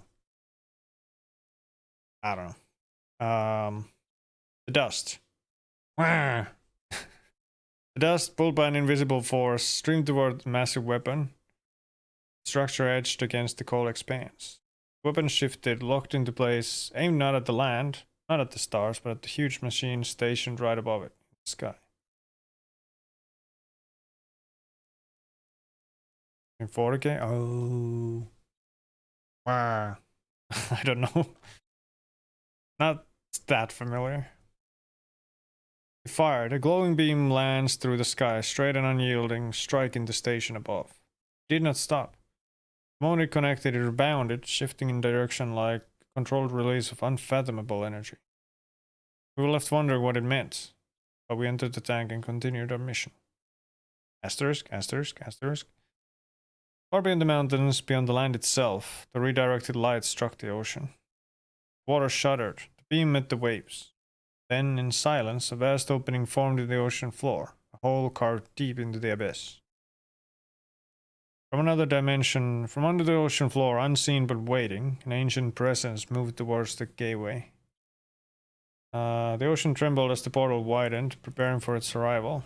A godlike being, the great tide of an alien civilization, at last granted passage to its... What? Okay. Machines! Cthulhu!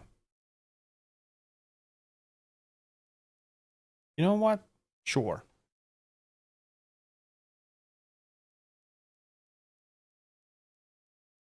Unsurprisingly, all this text is still legible. In the heart of the Cold War, inside the Soviet early... Oh, well, I wouldn't be able to read Cyrillic anyway. Soviet early warning bunker, we stood as the guardians of an unfathomable power. Surrounded by blinking monitors and the low hum of machinery, we operated in silence, knowing that a single decision could alter the course of history. Then the alarm went off. The system reported an American missile launch, then 4 more. False alarm. Felt like my head had turned into a computer. A lot of data, but it wasn't forming into a clear whole. I called my superiors 2 minutes later and told them the alarm was a false one. The computer had malfunctioned. All that was left was to wait and see if the missiles, if they had really been launched, would enter our airspace and be detected out by radar. It was supposed to happen in 18 minutes, but it didn't. I remember, well, I can't say I remember this, I wasn't live when it happened. But I remember reading or hearing about it.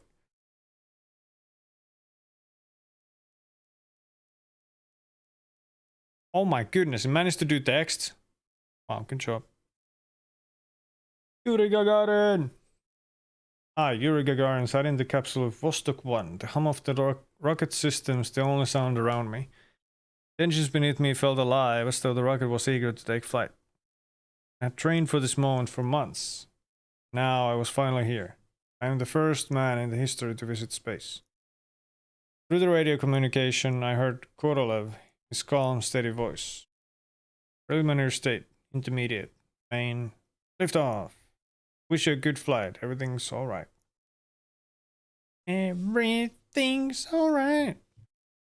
I can feel the power of the engines as they roar to life. Off we go. Goodbye until we meet soon, dear friends. Said into the radio.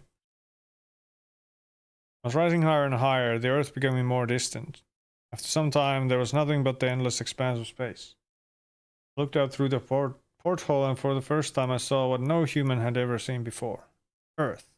A glowing orb against the vast space, floating in the void of space. 2 experiments. Looked out through the butthole. The butter turtle. Porthole. Or porthole. You know what? The butthole.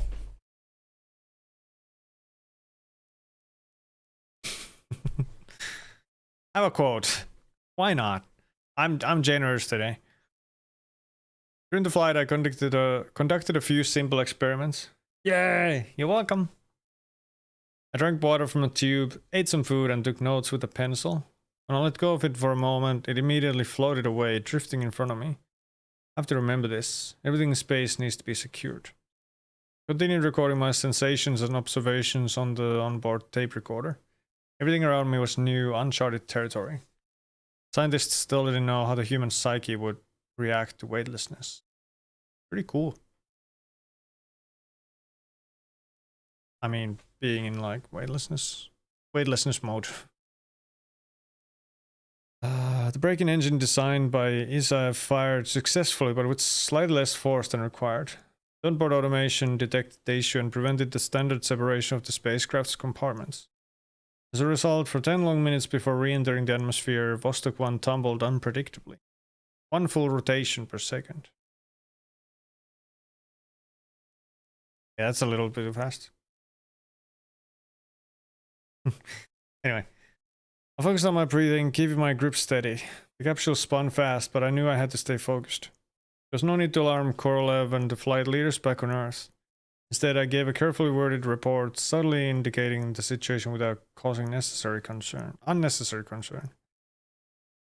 Or necessary concern.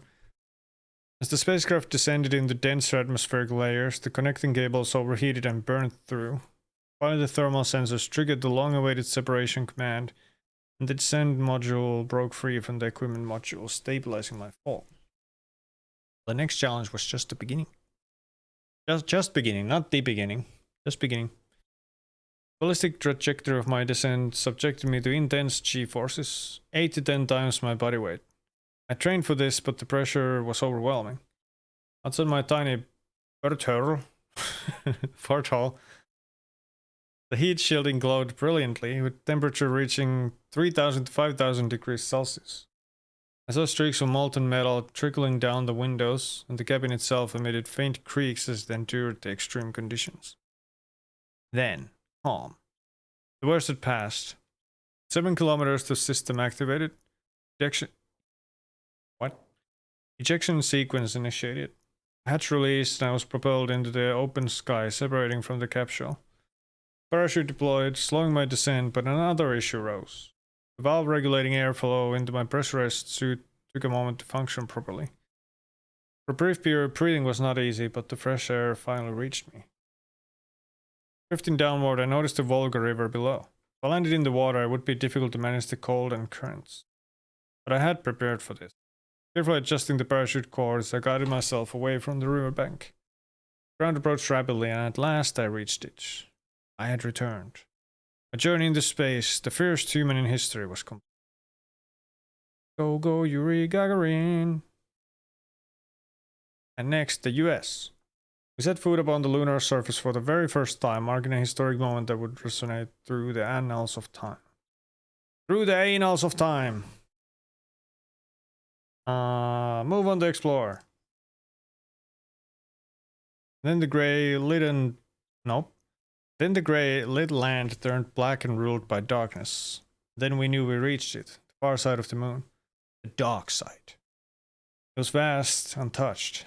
It felt like we were standing on the edge of something truly ancient. We had crossed into uncharted territory, far from Earth's influence. But it wasn't the emptiness of space that caught our attention. It was the faint, strange hum we heard in the distance. We walked toward it, fear filling us for the first time. There was also curiosity. The air felt thick, as though it was pressing against us. As we crested the last ridge, we saw it. Massive structure, something so unnatural it was like nothing we had ever seen. Wait. It wasn't a natural formation. This was a city. A city built by civilization far older than humanity. Architecture was incomprehensible. The giant horse cock weighs over 11 pounds. Fact. Sharp, angular, shifting in ways that defied logic. It wasn't made for human eyes. There was no mistaking it. This was not our moon anymore. We weren't the first one to visit here. Now they're just taking the piss, so to speak. Radio crackled once more, but this time it was not mission control. The voice that came through was cold. Alien. You were told not to come here. You were warned. We froze, the words sinking into our bones. My heart raced, but I kept moving slowly, wary, the others following. The voice continued. It's almost lunchtime and I'm not even hungry. What is this? What is this? I don't know. Was your breakfast that filling? You should not have ventured to this place. Your kind has not proven itself worthy. Leave and never return. The voice faded, leaving behind an eerie silence. The ground trembled slightly beneath our feet, as if the moon itself was alive, reacting to our presence.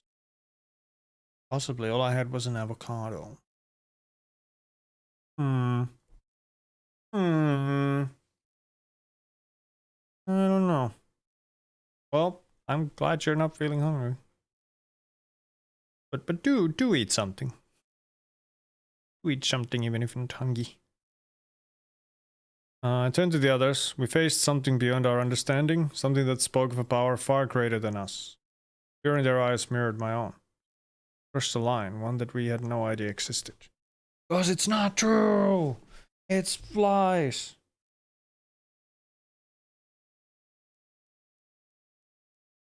Just a plain avocado? Have a nutty grain bar I can eat. Nut. I don't know. What the fuck is this? The world changed when internet was invented. It changed once again when artificial intelligence came into human lives. No! Humans were the most powerful they have ever been, the most capable, not only inside the boundaries of their home, Earth, also beyond. Yeah. Cut it open, add some salt to it, and eat its guts. You know what? That's a great quote out of context. Nutrigrain. Books. Nutrigrain. There you go. Thank you. Yeah. We're gonna reach 420 at this rate on this stream. Build future on Earth. Artificial intelligence becomes so advanced that people stop having the need to work to receive money while AI does the rest. Some vision see through communism in the future. Let's be for fucking real, dude. None of this will ever happen. 13th century. Wait, what? We went back. 13th century Europe. The alchemists stood impressed. We could never think it. 14 typos. Anything beyond alchemy was possible. Now we see this. Then these machines. 15 typos. Become alchemists and travel through time. Who knows? Gotta eat to type better. Yay, we did it. I spent 2 hours reading this. That's crazy. I mean, if I'm honest, I kind of want to go back and read the ones I didn't choose. You know what? Why not?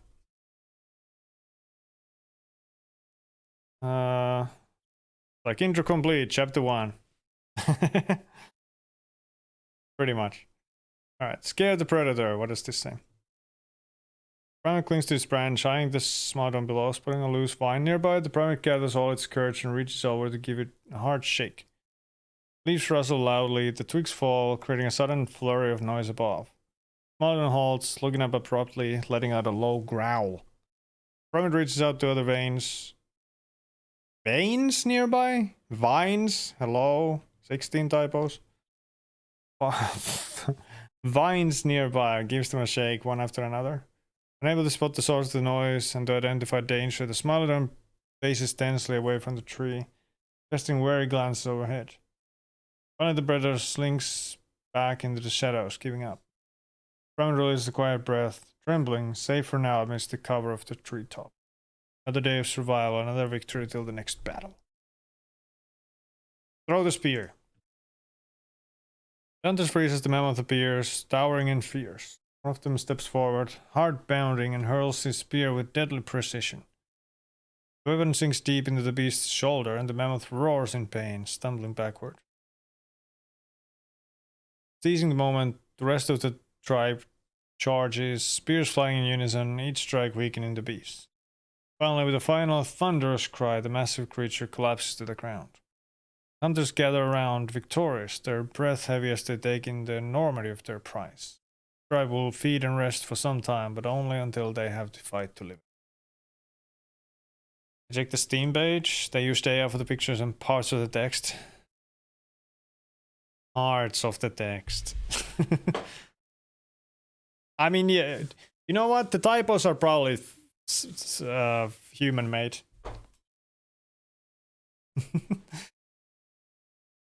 Typos are probably human made.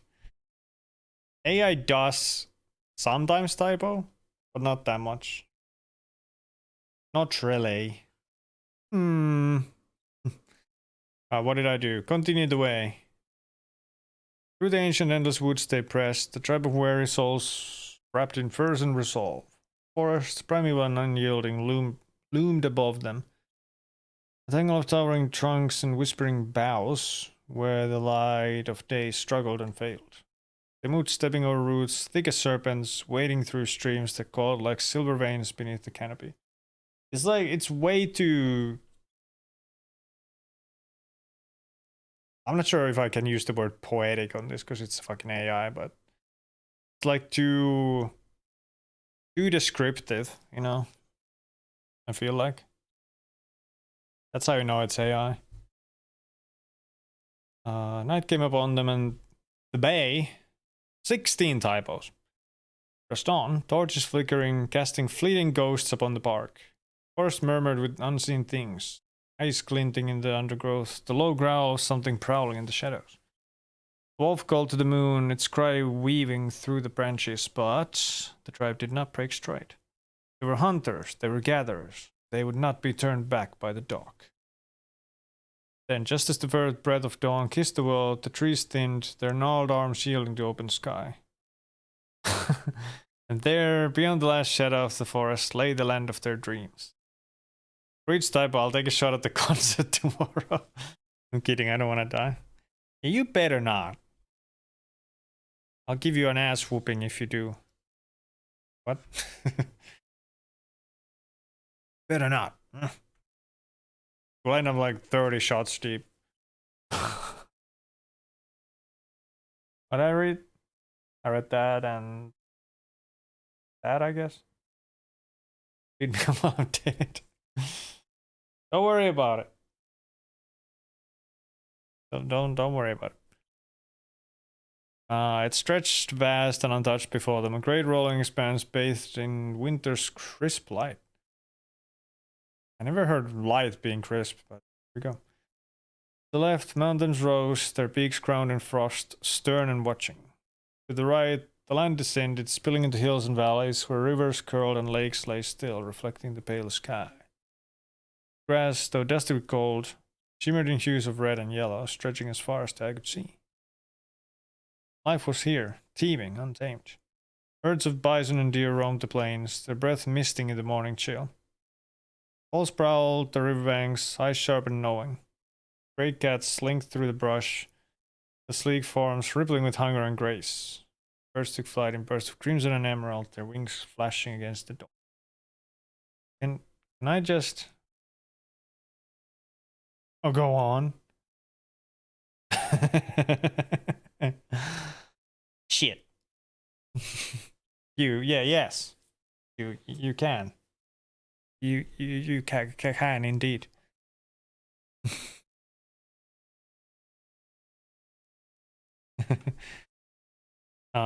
The tribe stood, their breaths mingling with the cold air, their hearts pounding with something like, "Aw."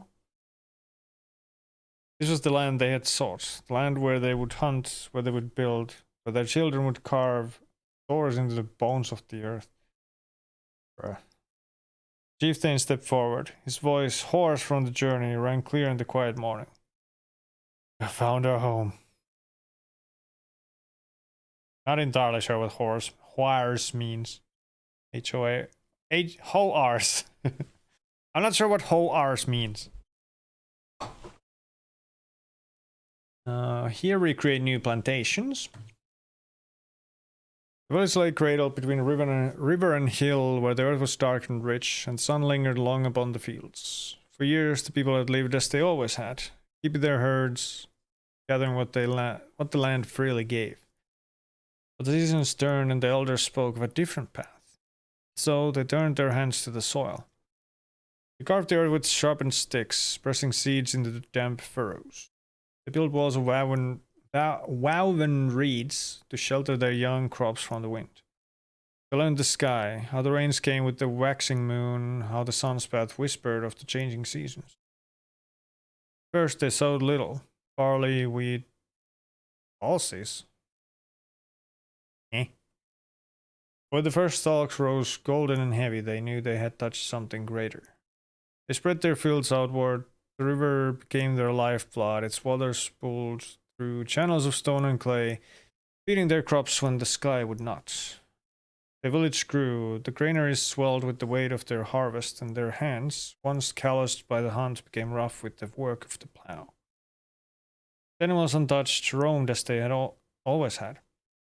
Great herds still thundered across the plains. Predators still stalked the watering hole. But the people no longer lived at the mercy of their movements. They had bound their fate to the earth, and in doing so, they had built something greater than mere survival. Seasons passed, the village swelled with life. Here, we make an axe for the builders instead. The forges roared like living beasts, their bellies filled with fire, their breath rising in thick plumes of smoke. In the heart of the city, where stone streets wound between towering walls, the metal workers toiled, their bodies slick with sweat, their hands blackened by soot. Bronze was their gift to the world, drawn from the bones of the earth and shaped by fire and will. Fucking bones of the earth again! The smiths worked in rhythm, their hammers striking anvils in a steady song that echoed through the city like a heartbeat. For the foresters, they forged axes, blades broad and sharp, gleaming with the promise of felled timber. Each edge was honed with care, tempered with water drawn from the great river, tested them upon oak and ash, smiling as the wood split clean beneath the weight of their craft. Yeah, everything is so grandiose and almost forcefully descriptive, it's a bit insufferable to be honest, yeah. It's kinda exhausting to read. You can say some things more simply, sir. I read that. For the builders, they shaped mighty hammers, their bronze heads heavy, their handles strong with the grip of leather. With these, men would raise walls higher than before, carve great beams to hold roofs against the wind, and lay foundations that would stand for generations. The tools left the forge, carried by callous hands those who would wield them. Foresters took to the wild, their axes ringing through the trees, shaping the land to feed the city's hunger. What? The builders laid stone and wood, raising new homes, grand halls, and temples to the gods. See, that makes sense. But what do you mean shaping the land to feed the city's hunger? What hunger? What do cities eat? And the city grew. Its streets bustled with life, its markets swelled with grain, cloth, and bronze. Smoke of the forges never faded, for always there was work to be done, new tools to craft, new ambitions to shape. The metalworkers stood at the heart of it all, watching with quiet pride as their labors bore fruit. Cities hit shit. I mean, you might know, I don't know. Started typing that with a punchline, I'm sorry. It happens. I mean, that's probably as good as I would have come up with. Which might actually be an insult towards you. But, you know, asbestos. With each axe that struck true, with each hammer that built higher, the city stood taller. Smiths, their arms strong from toil, knew that in the fire and the metal they had forged not just tools, but the future.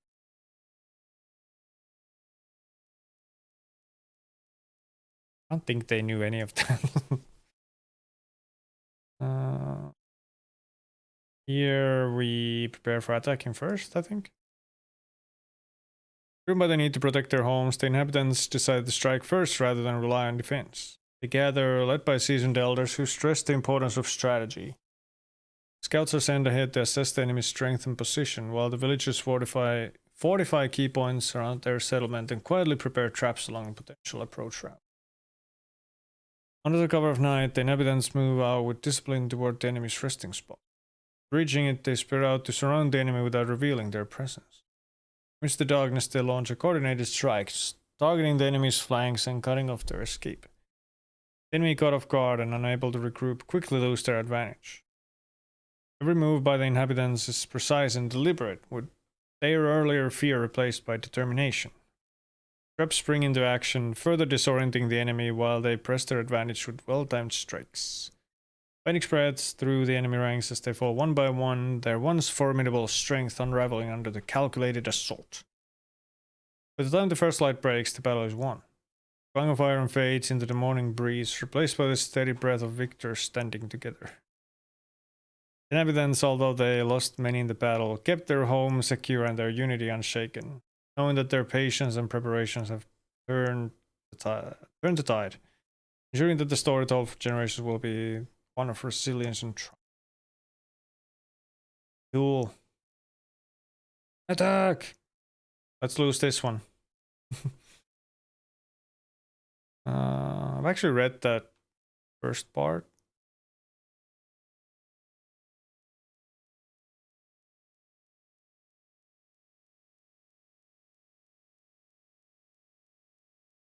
Wait, what? Hold on. Oh, no, okay. So the first three I've read? Yeah. I knew the path to victory, a feigned retreat, a sacrifice of honor, the sting of cowardice in the eyes of the world. And that part. But a Spartan does not feign fear. Spartan stands, fights, dies with his shield or upon it. Cleanse my jaw and raise my spear. Hold the line. I believed that the earth of our fatherland would help its sons protect it. I had chosen a rough terrain for the battlefield, one that the Spartan grew up on, since he couldn't even walk. Okay, some of this is the same as the other one. Whatever, I just read everything. I knew the enemy was not accustomed to fighting in the harsh circumstances of our lands. The enemy came coordinated like a tide, as we charged to meet them with the strength of the earth beneath our feet. Shields locked, spears struck true, and men fell screaming into the dust. We held our ground as the enemy struggled to keep balance and move fast and precise. Me and my soldiers took advantage of every mistake made by our foe and struck down many in a matter of instants. Several instants. We fought unyielding as red light poured from above on the bloodied earth, but the enemy was too many and us too few. Struck down 5 of our foe to each Spartan we lost. But the enemy soon started to adapt, and our ranks shuddered under the sheer pressure. Pride is not stone. It cracks beneath the weight of inevitability. I saw it happen, the center bending not from fear but exhaustion. My brother stood, bled, died, silent and steadfast. You'll live! Had I ordered the retreat, drawn them into our ground, thinned them into brittle strands, we might have struck like a hammer and shattered them. But I had chosen honor. That's what I... Gotcha! A wide line folded inward. The enemy's flanks charging toward the center we had attacked, coming from behind us, surrounding us from all our sides. They broke us, swallowed us whole. One by one, my Spartans fell. Spartans fell, not as cowards, but as men betrayed by their own commander's pride. Ooh. Red sun hung overhead as I stood alone, shield cracked, breath ragged. Shield cracked, breath ragged. My blooded spear drooped toward the earth, no longer defiant. I looked up to the crimson sky where the red sun shone, silent in shame. The last of my men fell one by one around me, the enemy drawing closer to me by the moment. I knew history would call us brave, but I knew the truth. I had spared our name and sacrificed the brave, loyal men that stood by my side, under my lead, because of the trust they had in me as a commander. They died for nothing but hollow words. Or die might our fatherland itself. What? The king's forces were no match to the Spartans, even if they were greater in numbers. Or die might our fatherland. Sure. Hey, good catch. Oh, neat. Next. Visit the Oracle. Oh, that was quick. I journeyed to the sea oasis to visit the Oracle, which gave the information that I was the son of the chief Egyptian deity. Nope, Delty. Typo number 17. Delty. Right. Afterwards, we journeyed to Memphis, USA, Egypt's capital, where I was coronated to become the king of Egypt, Pharaoh. Alternative stuff. Implement reforms. Still Caesar, resolute in his vision for a more equitable Rome, set the machinery of reform in motion. He summoned the Senate, laying out his comprehensive land redistribution plan with clarity and conviction. His passionate rhetoric and undeniable logic swayed many senators, even those who had previously opposed him. As the reforms were implemented, parcels of land were allocated to the urban poor and veterans alike, fostering a renewed sense of hope within the populace. Rural landscape transformed as new farms sprang up and communities flourished under the promise of opportunity. Former soldiers found stability in their new roles as landowners, while the urban poor began to cultivate their own destinies. The success of the reforms strengthened Caesar's support, cementing his legacy as a leader who truly cared for the welfare of his. So both of these were actually good choices. Do not follow Jesus' recommendation. The man, burdened by the weight of his possessions, turned away slowly and walked away sadly. Jesus then spoke to his disciples, his voice carrying deep wisdom. I assure you, it is incredibly difficult for a rich person to enter the kingdom of heaven. In fact, it's easier for a camel to pass through the eye of a needle than for someone who's rich to enter God's kingdom. Lol. Is that actually something in the Bible?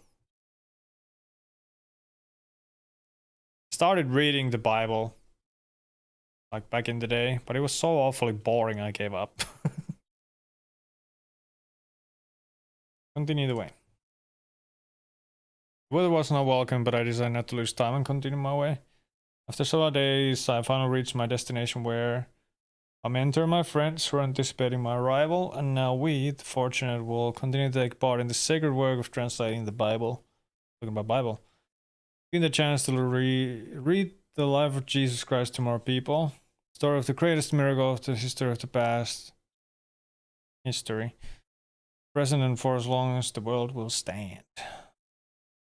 Mom wanted me to read the Bible. I tried, but it was just deadly boring. Thank you! It's just... shit story. Uninstall. Throw it in the bin. Fucking... burn it. Don't cancel me.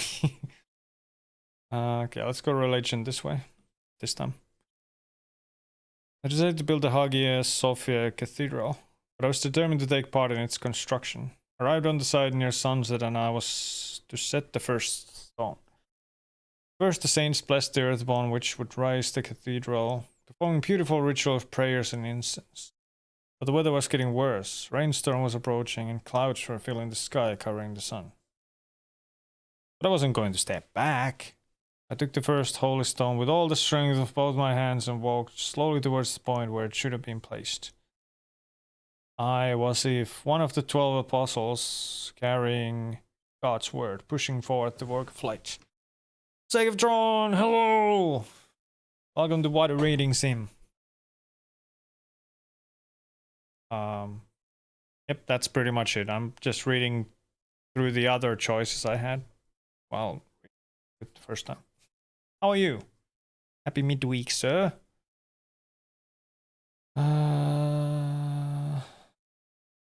As I was approaching the point where I was to place the stone, I was feeling excitement, as if I was doing something asked by Jesus Christ himself. I'm working, ugh. At this hour?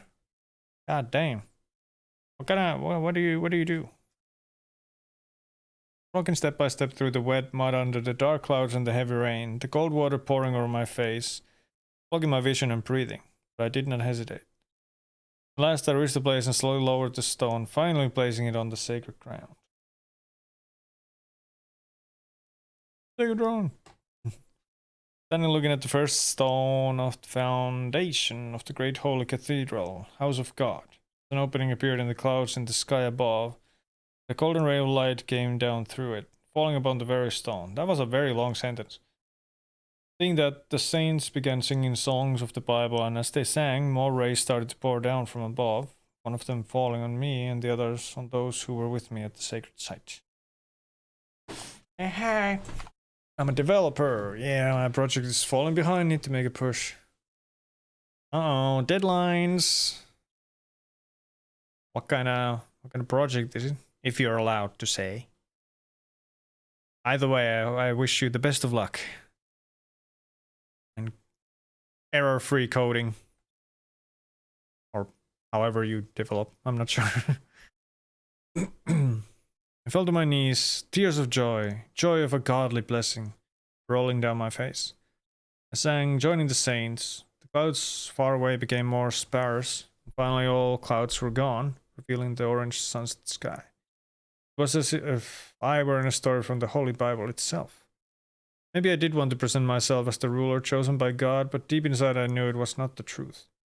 I knew that the only thing I could do to brighten my path was to devote my actions and serve the Savior. Sick. Hold off till the guards are out. Oh, this was way shorter. The most boring task, actually. I need to ensure users who click deep link and require login lands on the original link. Ah, I got you. I got you. It's a good feature. They move with the precision of trained warriors, striking not in anger or desperation, but with terrifying efficiency. I've read part of this, but I'll read it all. Really time to react as the first blade slashed toward the king's back. I moved on instinct, intercepting the strike, steel meeting steel. Taking the dagger lunged, his sword aimed for my throat. It twisted, barely waiting and countering with a killing thrust. Third came from my left, his strike forcing me to step back, giving just enough space for the fourth and fifth to close in. 5 of them. The lead warriors of the Pontiff. Formidable, relentless, deadly.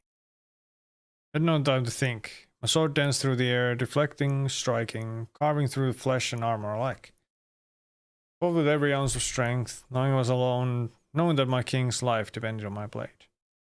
I killed one, then another. Blood stained the sacred ground. My muscles burned, my breath came ragged, but I did not falter. Sword slashed across my side, another nicked my thigh. Pain flared, but I pushed forward, my blade driving through the chest of a third guard. I think this is as far as I read on the other one. My strength waned. I knew the rest of the king's guard would come. I only needed to hold on. I stepped back, parrying rather than striking, focusing on surviving long enough for reinforcements to arrive. I moved cautiously, dodging, letting them tire themselves, hoping desperately to see friendly banners pushing through the crowd. A roar of rage from behind me, the king, wounded, fighting with what strength he had. I've read this too. Golden cloak now stained red. The assassins were not done. As I retreated, getting farther away from my king, trying to preserve my life, another blade found my ribs slipping past my armor. Staggered, trying to stay on my feet, my vision swimming. Shoved my sword deep into the stomach of my opponent in rage. Then I saw what my hesitation had cost. The king was alone. Final assassin, unnoticed in the chaos, drove his blade deep into my king's chest. The world seemed to stop as the monarch gasped, his sword slipping from his grip. He fell to his knees, his gaze meeting mine, filled not with anger but sorrow. I had failed him.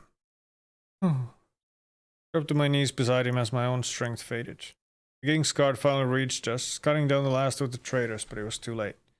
The king's breaths came shallow and uneven, and then, one final exhale, he was gone. I tried to hold on. I tried to survive. But in doing so, I had doomed my king. My instincts won against my human valor and cost me the life of my king. Now the people of my fatherland would suffer in the chaos that would follow for a long. Viking, break into the fort.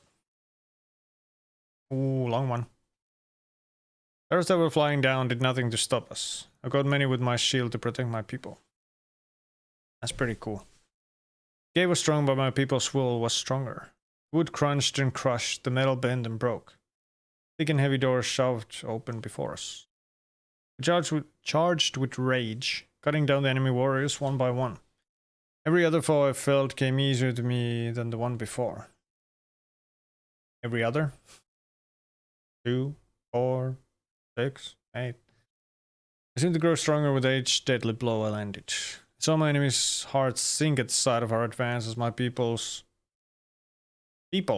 cheered with every other blow we landed. I don't know why that's possessive, but I'll count it as typo number 18. We moved forward dancing, absorbing the sight of our enemy's death with glory and excitement. Every one of us, 5 of theirs fell. The yard ground was scattered with enemy bodies, and there were almost none left of them. Then it happened. Suddenly a roar cut through the chaos like a thunder from Thor's hammer. And then I saw him, that monster of a man, a warrior towering over every other human, friend or foe.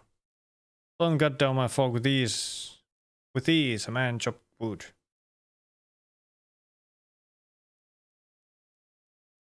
Sure. He crushed through our ranks, unstoppable. I mean, I know what they tried to do with this. I saw him cut down my folk with an ease, a man chopped wood. But it kind of feels like an ADHD brain telling one part of story and then jumping to a completely different story. Tens of my folk fell to the beast and counting. Nothing they did could bother the animal, and its giant sword only slowed it down, and even then its strength would crush my people. He prevailed even if there were several of my folk against him alone. I stood and watched, unable to move. Then he reached me. There was nothing of this guy last time. And I stepped forward on the very path of death. He looked at me, standing on his way, a mere man against a mountain. I reached down to the floor and took a second axe from the hand of my fallen friend. Closed his eyelids with my fingers as I rose back to my feet. I heard the monster before me growl and charged. I looked up to see a black raven soaring high up in the clear sky, wings widespread, covering the sun. The whole sun? That's a huge raven. I charged forward, screaming out Odin's name with my pride and glory in me heart. In me heart, I'm suddenly a pirate. I dodged the terrible swing and struck blows one after another as the giant moved his heavy body to adjust for another cut. I'm not gonna do that voice the whole time. It was a chaos, a dance of death. Soon there was blood on the earth beneath our feet, but the crazy rush never ceased. Yar, in me heart! In me heart, mateys! Who's got the rum? Steel clashed on steel. Wait. Yeah, I read that. Steel clashed on steel, blade pierced armor, flesh was cut and bones were broken. All happened as if in a blink. The voice makes this more interesting. It's just kind of rough on my vocal cords. I don't know how long the fuck it. Let's do it. I realize that I can't defeat the monster on my own, even if I was one of the best warriors my people have known over the centuries of its history. Even if I had 2 axes to his 1 sword. Well, fuck you. Fuck you! I'll make you walk the plank. In blinding rage, I roared as if a bear of my homeland were far across the sea and charged at my foe with both my hands raised. I dodged his blow, rolled and struck off his helmet, moving as fast as I could, knowing full well that it was my only choice, the only choice worthy of a Viking. I plunged my other axe, the axe of my fallen friend, deep into the skull of the cursed giant as I felt a terrible burn in my left shoulder. Don't extend. Nah, it's almost over. It's not too bad. Rain came soon after, so strong my eyes almost lost sight. But I forced them to stay open to look and see how my hated foe collapses before me. What's this about? It's just different tiny stories about stuff in history. Some may be slightly embellished. Some may be completely unfactual. There's no about, I don't know, history stuff. I don't know. Welcome back, Gage. Anyway, I'm on my pirate arc now. There was a sentence that said enemy heart. I was like instant pirate mode. And now Need was bullying me to do the whole thing with the voice. I'm doing this thing with the voice. Then strength left me and I dropped to my knees, typo number 19. On the cold hard earth, I saw a giant sword protruding from the left side of my body. I looked up at the sky as the black raven soared in circles high above, croaking loudly without halt. I looked at the sun, smiling, and exhaled one last time, tears rolling from my eyes as the darkness consumed me to take me to feast with my brothers in the high halls of Valhalla. Pirate action for 5 minutes reading request. Oh god. That would have to be a little more expensive, because, like I said, it's not great for my vocal cords. Maybe if I find a way to do it properly. I don't know. Alright, leave and never return. This is already the 2nd time. I prefer meanly encouraged. Gay bullied. Yeah, I'm already reading this through the 2nd time because I wanted to see what happens in the other things. 6,000 and only 1 allowed per stream. I'll think about it. That is a joke. Well, you remember the clip? Remember the clip where it started? Also, you can, if you want to, you can put it in the suggestions brainstorming channel on Discord. Otherwise, I'll probably forget. Oh, the clip. Oh, I thought you meant like overall. Yeah, there was a clip where I was playing a game as I do, and you wrote like a long message, and instead of saying my, you said me, when there was supposed to be my, and I went like full pirate mode. It's, I don't know, it's somewhere maybe. Oh yeah, yeah. I don't forget, I don't remember the whole context of what happened in the message, but what you typed in the message, but lost my shit laughing when you did that. Yay. It was just right there. I had to take it. If someone's curious, you can try to find the clip. Not, I'll do it after this. Turn to my men. We go back. That's all I said. They did not argue. We turned our horses, retreating to the village. There I gathered the people and told them to leave, take their families, their belongings, and go far from the valley. Some wept, others prayed, but none protested. Night fell as we prepared to depart, but exhaustion weighed upon us. March up the mountain and back had drained even the strongest among us. We would leave at dawn. Didn't you have horses? I slept lightly, my sword within reach. The wind still whispered beyond the walls of the house I had taken shelter in, carrying with it something I could not name. Sound. Faint. Distant. But it was outside the valley. It was here. Woke to silence. Shadow moved in the darkness. Cold steel kissed my throat. Did not even have time to cry out. Wah! Wonder how long this game would be if you skipped all the reading parts.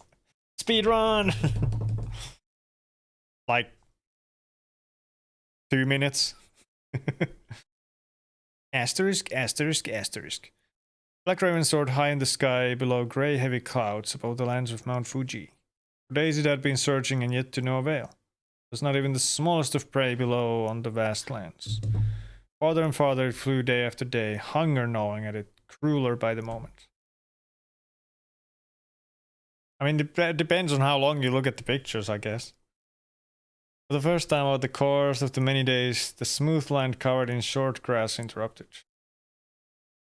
I read this part, but I'll read it again. Think of it.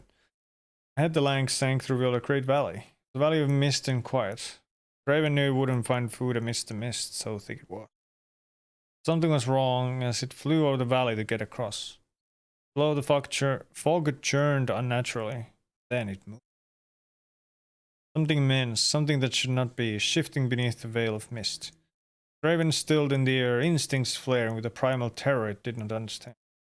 Whatever lurked below was no ordinary creature. It was too large. Too large. Too impossible. Raven gave a single harsh cry and banked sharply away. There would be no prey for a long, long flight. Nothing dared remain in the shadow of what. Da Vinci! Oh shit, I did click on one of these. I don't know which one. When did I click? Build a bridge between art and invention. Capture the essence of human spirit. This is so bad, dude. The eyes. The mouth is weird. I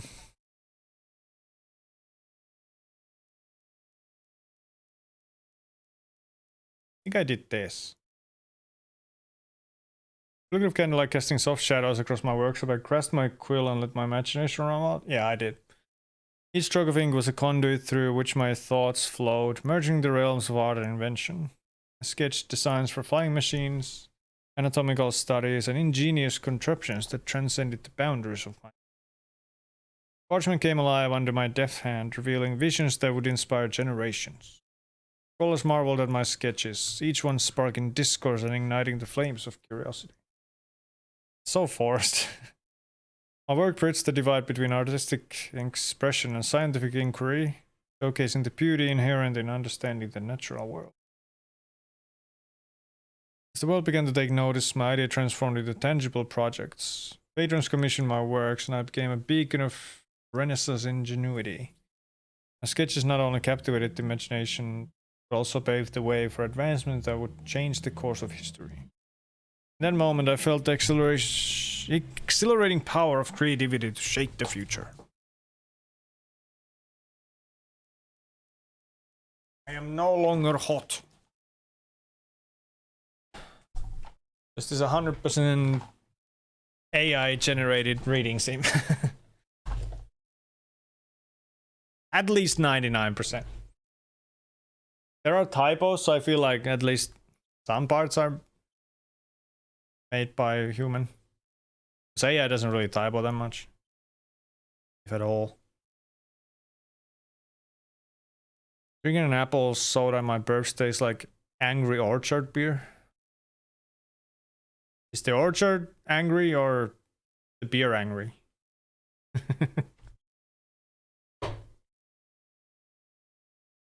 I don't know. Return to the safety of known shores. Both. Both is good. Heck yeah. Is it tasty at least? Wind filled our sails, but there was no triumph in it. No relief. Only the sound of the waves, steady and indifferent. They carried us back the way we had come. Seems like it. You get rocks, freaking stuff. Hell yeah. Emotes, that's the word. Yes. Yay, glad you like it. I stood at the helm, my hands cold against the wood, staring at the horizon I had once left behind with fire in my heart. Now the fire was gone, drowned beneath the weight of what I had chosen. The men had not questioned my order. When I turned to them, my voice firm, telling them we would go no further, they had not cheered, nor had they wept. They only moved, working the ropes with hands that still shook, too afraid that the thing in the water might yet rise and strike us down for our cowardice. We fled, chased not by wind or storm, but by the terror that had settled deep in our bones. Got a random gift sub again, they've got some good ones. I like rocks emotes.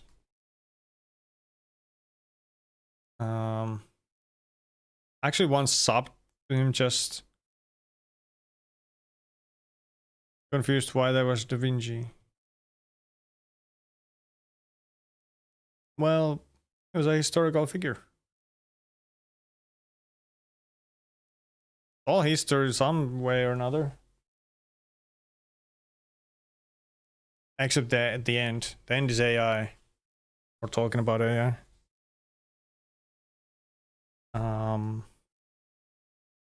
For days, the ocean remained merciful. No waves towered against us, no tempests tore at our sails. The sea, it seemed, had allowed us to leave untouched. It should have been a blessing, but in my heart it felt like a curse. I mean, yeah, maybe it would make more sense if I read the text that comes with the picture, but that's too much work. I already read it. If you missed it, you missed it. In general, not just you, Gage. I could not sleep.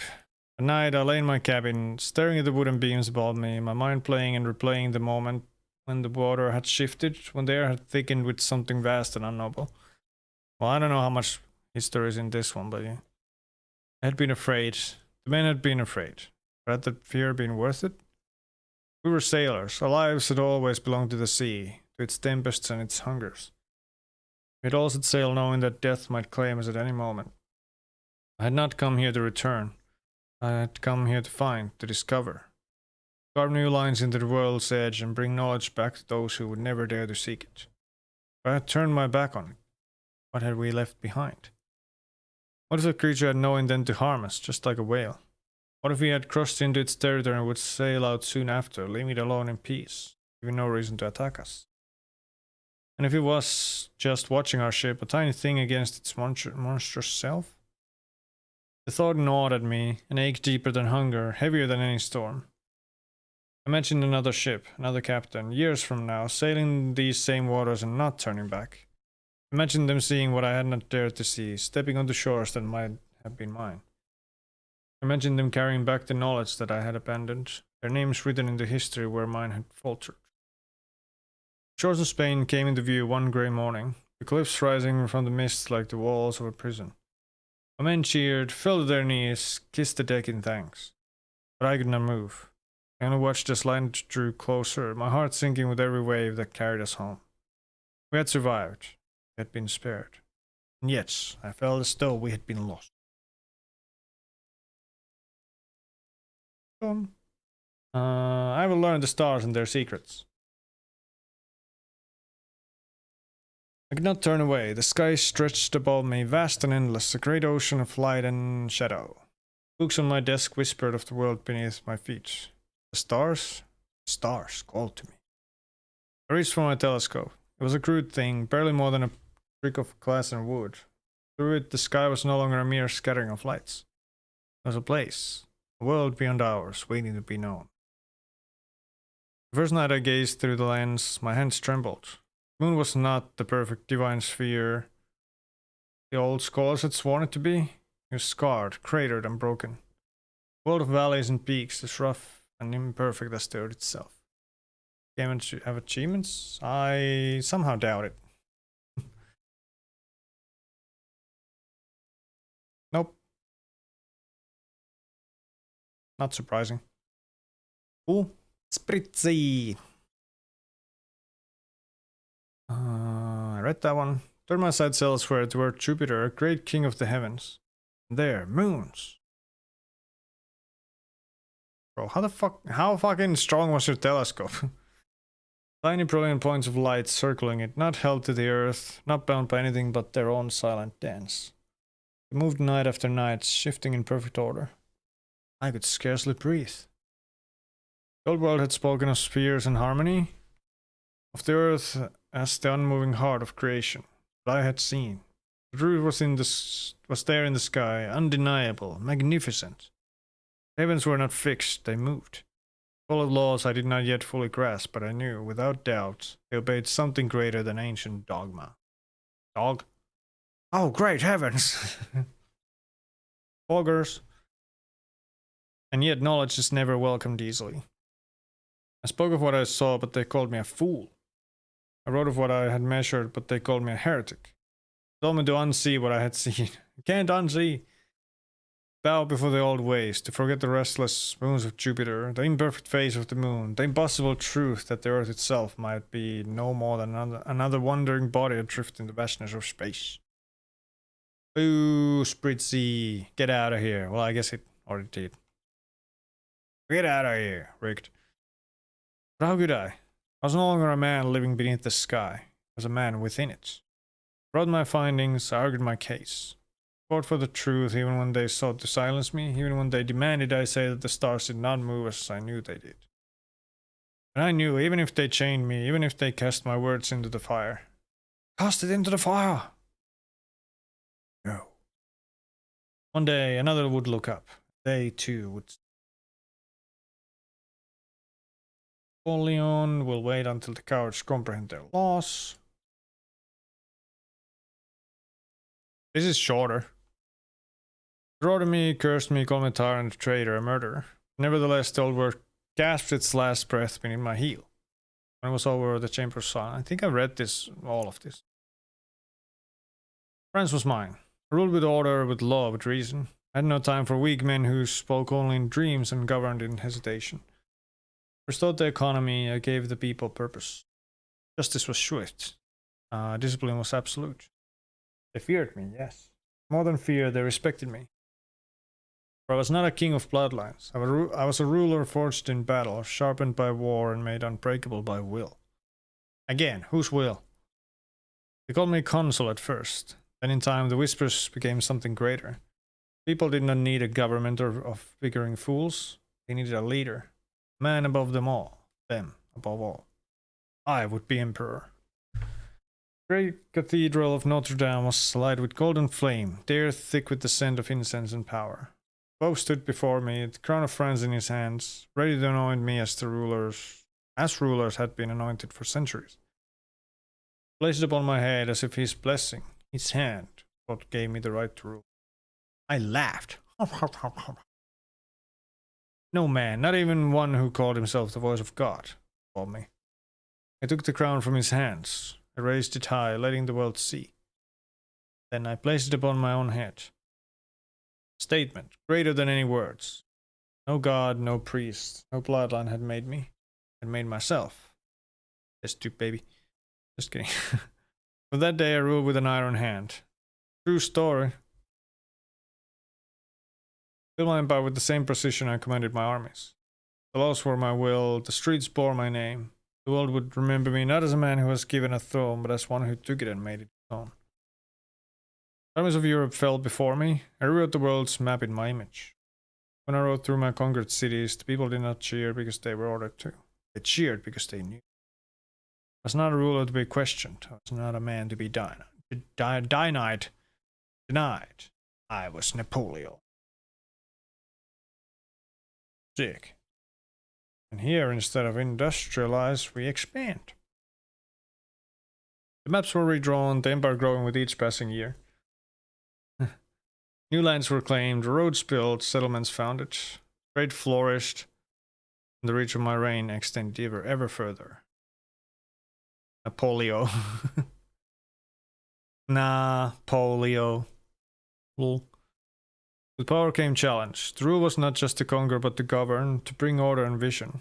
Not all welcomed our presence and not all understood our purpose. Expansion was inevitable, was the course of history. I sent forth leaders, builders, and scholars. An empire was just not just borders and banners. An idea. Force shaping the world. Under my reign it would stand unmatched. Both of these were pretty short. Here we're gonna move on instead of into the tunnel. Right. Hey, Divona! Hello! Hand hearts, hand hearts, hand hearts. How are you? Happy midweek. Good to see you. It's been a while. Hi. Hi. Hi. I don't know. Boy. Welcome to Water Reading Sim. The drain stretched endlessly, a maze of earth and wood. Boots pounded against the mud as I ran, breath steady, heart strong. Overhead, the sky rumbled, light flashing beyond the ridgeline. Scent of damp soil and distant smoke filled. I'm good, how are you? I'm pretty good. I'm proud of myself. I got some adulting done today. One step closer to the US trip. Wait, what week? Midweek. No, not midweek. Middle of the week. Wednesday, you know? You heard of it? Then ahead, an opening. Tunnel, half hidden in the trench wall. Perfect shelter to rest. Without hesitation, I stepped. No, you didn't do that. Let the quiet wrap around me. The space was narrow, the earth thick with age, but the wall stood firm. Roots wowing through the... Salting is good. Yeah. Are you coming here? That's a good question. We're visiting at least Utah and Ohio. And then wherever I have time and money to go, I guess. I kind of got friends everywhere in the US. That's like, on the one hand, I like to meet everybody. But on the other hand, kind of gotta, you know, be realistic about it. Utah is gorgeous. Yeah, because Porsche is there. Okay, that's lame. I'm sorry. I don't know what it looks like, but I'll find out. I'll find out. Oh yeah, cool, yeah. Curiosity to cold. I moved deeper. The light behind me faded, replaced by a soft, distant glow ahead. Path widened, revealing an opening beyond. Ivana! She's here! Stepping out, I saw them. In the far distance, small beacons flickered, casting a pale yellowish light. Hey, Lurk! Thanks for Lurk. Much love. Work well, but not too hard. Around them, creatures moved, grayish, uncertain, drawn toward the glow. Beyond them, in the water that flowed at the bottom of a vast canyon, something rested. Its form stretched beyond sight. The creature reached the beacons, and from them started dissolving. Beacons shimmered, then the What a mess of a sentence. Beacon shimmered, then the shimmering stopped. No one was there. Hello, how are you? How are you? I was left wondering what that was, but it was time to return to the battlefield. Stursk? Giant creature in the deep of the ocean absorbed the substance created using the beacons from the creatures drawn towards them. How did this get Lovecrafty? Bro, it's just a tunnel, bro. And I chose not to go there. Alright, travel away for I can never speak of it again. Then crumbled through the snow-covered mountains, its threads carving a path through the endless white. Inside we move with practiced ease, eyes sharp. I've seen this. Gold pressed in from all sides, but the machine was steady, strong, relentless. Through the frost-laced viewboard, something flickered in the far distance. We thought we saw a colossal station loom beyond the ridgeline, its form shrouded in mist. Bobbed meteorites streaked downward, drawn toward its core, vanishing into dust the moment they struck. The dust streamed toward a massive weapon, its structure stark against the frozen expanse. Weapon shifted, locked in the machine stationed high above in the sky. Beam lanced upward. Rebound, bending its course toward the horizon. How you been? What has Divona been up to? Delightful. How are you? Delightful. Oh yeah. Three asterisks. Far beyond the horizon, beyond the land itself, the redirected light struck the ocean. This is just the same one. The water shuddered, the beam met the waves. Then in silence, a vast opening formed in the ocean floor, a hole carved deep into the abyss. From another dimension, from under the ocean floor, unseen but waiting, an ancient presence moved toward the gateway. The ocean trembled as the portal widened, preparing for its arrival. Godlike being. The great time of an alien civilization at last granted passage to his world. So much work. I'm good though. Work. Work.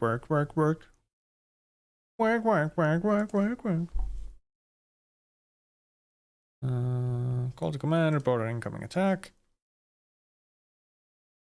The Soviet Union had no choice but to respond. Missiles found their mark and America struck back. Nuclear war ignited, fire and fury consuming the world.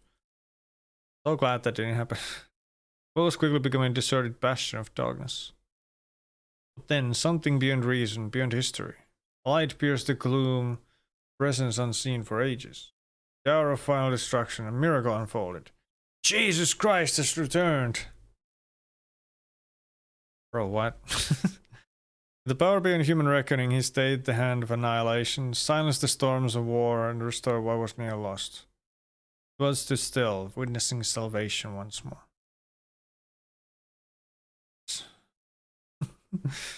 The flickering candlelight.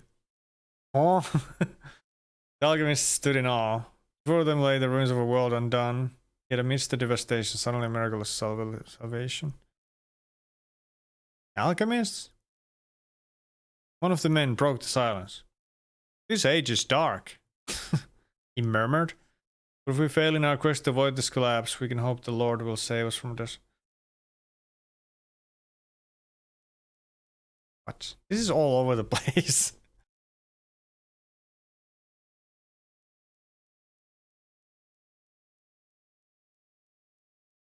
Hold on, there's more. I'm just gonna skip whatever. There's more. Okay, I gotta choose the fucking... the thing I read first in the missile thing.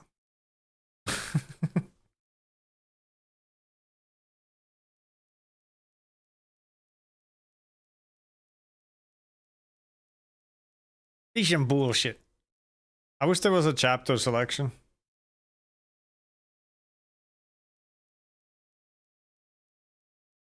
Pause.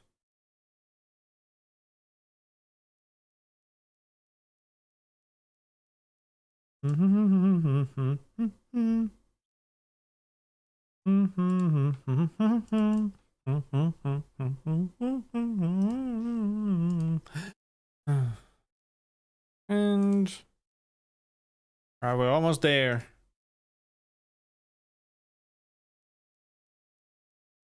Oh. Alright, false alarm, okay.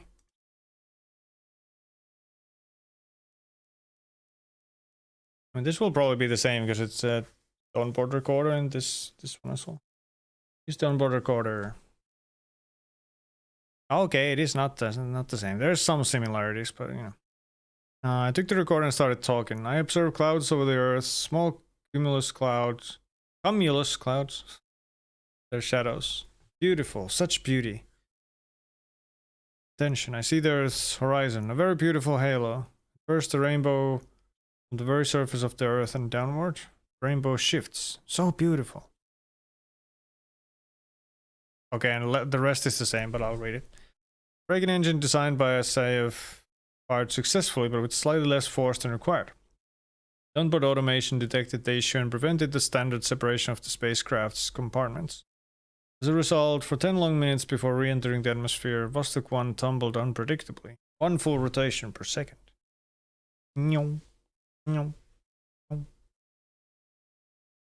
Focused on my breathing, keeping my grip steady. The capsule spun fast, but I knew I had to stay focused. There was no need to alarm 411 flight leaders back on Earth. Instead, I gave a carefully worded report, subtly indicating the situation without causing unnecessary concern. Catch that! This time, DCG will be on your side. I won't promise it, but I sure as hell hope so. As the spacecraft descended in the denser atmospheric layers, the connecting cables overheated and burned through. Finally, the thermal sensors triggered the long-awaited separation command, and the descent module broke free from the equipment module, stabilizing my fall. The next challenge was just beginning. The ballistic trajectory of my descent subjected me to intense G-forces, 8 to 10 times my body weight. I trained for this, but the pressure was overwhelming. Outside my tiny porthole, the heat shield glowed brilliantly, with temperature reaching 3000 to 5000 degrees Celsius. I saw streaks of molten metal, not lava, trickling down the windows, and the cabin itself emitted faint creaks as it endured the extreme conditions. I will be doing overtime, man. That's fine. Then calm. Worst had passed. At 7 kilometers, the system activated. Ejection sequence initiated. Hatch released. I was propelled into the open sky, separating from the capsule. A parachute deployed, slowing my descent, but another issue arose. Valve regulating airflow into my pressurized suit took a moment to function properly. For a brief period, breathing was not easy. Fresh air finally reached me. Looking downward, I noticed the Volga River below. If I landed in the water, it would be difficult to manage the cold and currents. But I had prepared for this. Carefully adjusting the parachute cords, I guided myself away from the riverbank. The ground approached rapidly, and at last I reached it. I had returned. Journey into space, the first human in history, was complete. Not move on. The landing on the lunar surface, we paused to absorb the historic moment. Instead of exploring further, we decided it was best to leave the moon as it was. As we prepared to board our spacecraft, we took one last look at the silent grey landscape, vowing to return another day. Almost said another time. With that, we ascended from the moon, filled with pride and energy. Some of these are much cooler than the other options. Okay, build a future in space. Oh, there's even more. Shit. Well. We ventured beyond our home, reaching for the stars, building colonies upon distant worlds, and unearthing the secrets of the cosmos. Yet, as history often repeats, we found ourselves ensnared once more, caught in the jaws of a conflict with beings unlike any we had ever known. What a big surprise. But fate was not without mercy. Among the endless void, we encountered others. Humans, like us, born of distant suns. Oh? They came not as rivals, but as allies, extending a hand in our darkest hour, offering their strength in the war against an enemy greater than ourselves. Now the choice lies before us, to stand alone in defiance or to accept their aid and shape the fate of our kind. I'm gonna accept. We embraced their offer, for wisdom often triumphs where war cannot. The guidance of our newfound allies, we sought not destruction but understanding. The enemy we once feared proved too mighty to vanquish, yet not beyond reason. Truce was forged, not in blood, but in the promise of a shared future. Among the countless unclaimed worlds, some became theirs to shape, others ours to call home. No longer bound to a single planet, we turned our gaze towards the stars, not as conquerors, but as architects of destiny that stretched beyond Earth, into the infinite.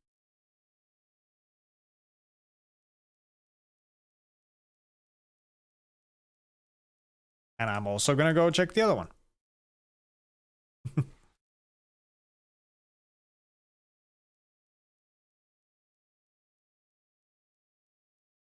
Wanna see what happens. Not that this is somehow extremely exciting or anything, but I'm just curious.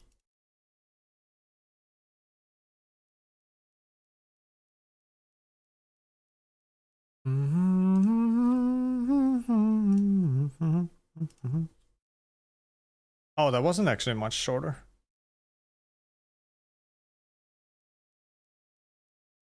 Law. Fuck yeah, law. Let's go. Like the king. Scale the walls.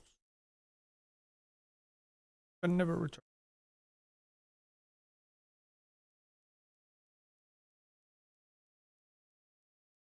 Water! Yep. What's up?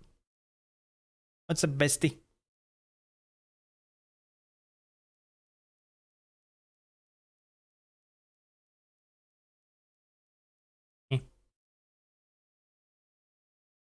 Photo. Hold. What do my human eyes see? What is this? Oh! No way, there's Pokemon in fucking Finch? Peachy, you sent the deck. Noodles battles to Onyx. Who the opponent's accuracy fell and now their attacks will all miss. Peachy, now's your chance. Oh, that's awesome. What the fuck? I'm so glad he likes Pokemon. Go Noodles. Let's go. I'll fucking save that. I need to save that. Save. Thank you for showing me. That was awesome. I was excited to show you. Yay. I was excited to read it. You're welcome. Yee. So cool. I swear, if Bald Bish does not like Pokemon whenever I see it, or she sees it, I'm gonna disown her. I'm gonna throw the fucking app away. But we'll see. Depends on how bad it is. You better like it. False alarm. Experiments. Try not to move on. Okay, future in space. Reject the offer. Turn down their offer and... Oh. Oh, okay. Turn down their offer. Well, I'm not sure if I wanna... There's such a long way to go back. Whatever, this will be the final. Whatever happens, happens. We turned down their offer and believing that should shape our own destiny. We did not realize how powerful the alien creatures truly were. Our colonies fell, our ships were left drifting among the stars. With no choice but to retreat, we returned to Earth, not as explorers, but as those forced to wait for another chance. And so the stars remained beyond our reach, for now. But in time we would return, not as wanderers, but as a people strong enough to stand among the great force of the universe. The planet was so technologically advanced that space expansion was the only possible future, so we had no choice but to grow even more power. But some of the wise men on Earth advised humanity to take a different path, a spiritual one, suggested people to develop their own souls. Possibly that may bring good fruit. Good fruit! Now it's now up to humans to decide whether Peter or not they will listen. Typo number 19. I think. We will listen to the wise and advance spiritually. We have heard the wise men of Earth, and for the first time in human history, the whole humanity took a path of spiritual development. For several years, the Earth had become the heaven. There was nothing else we could make better, and once we got guests. Aliens have come to Earth for talks of cooperation, after asking for an invite and ensuring us they are coming with peace. They visited and they talked of a shared universe. They watched our advancement and decided that it will be the right path for the whole universe. We, of course, agreed to help. That was a bit of an awkward sentence. Now all of the planets in the universe would belong to humans from Earth. The aliens and the humans who suggested us help and also joined the path of spiritual advancement. Also to those civilizations who may one day come along. Bro, if this ends up with Jesus stuff, I'm going to lose it. Well, might be disappointed in partly at least. Now the universe would become heaven, and who knows, maybe God himself will visit it one day. Not directly Jesus, but, you know, similar. Something censored. Europe, the room was silent. What has been seen was better than any philosopher or scientist could ever think of. Smiles were on the face of all alchemists. One of the alchemists solely murmured, Per aspera ad astra. That is Latin, and it means per aspera ad astra. I think that's stars. Astra, I mean.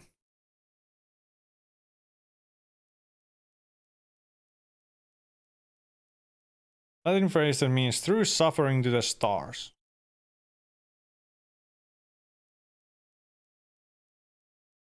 One of many Latin phrases that use the expression ad astra, meaning to the stars.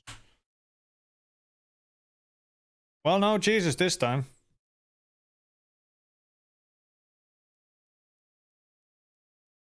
You know what? Fuck it. I'm too curious for my own good. And everyone else's own good. I want to see what happens if we choose advanced power instead of advanced spiritually.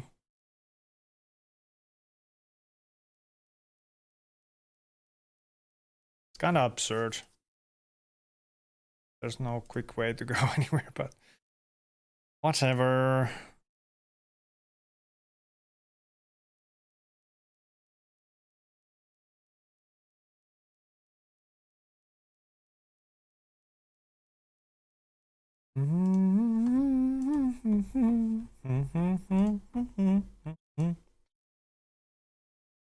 Russian palette. I did things and stuff. Stuff and things as well.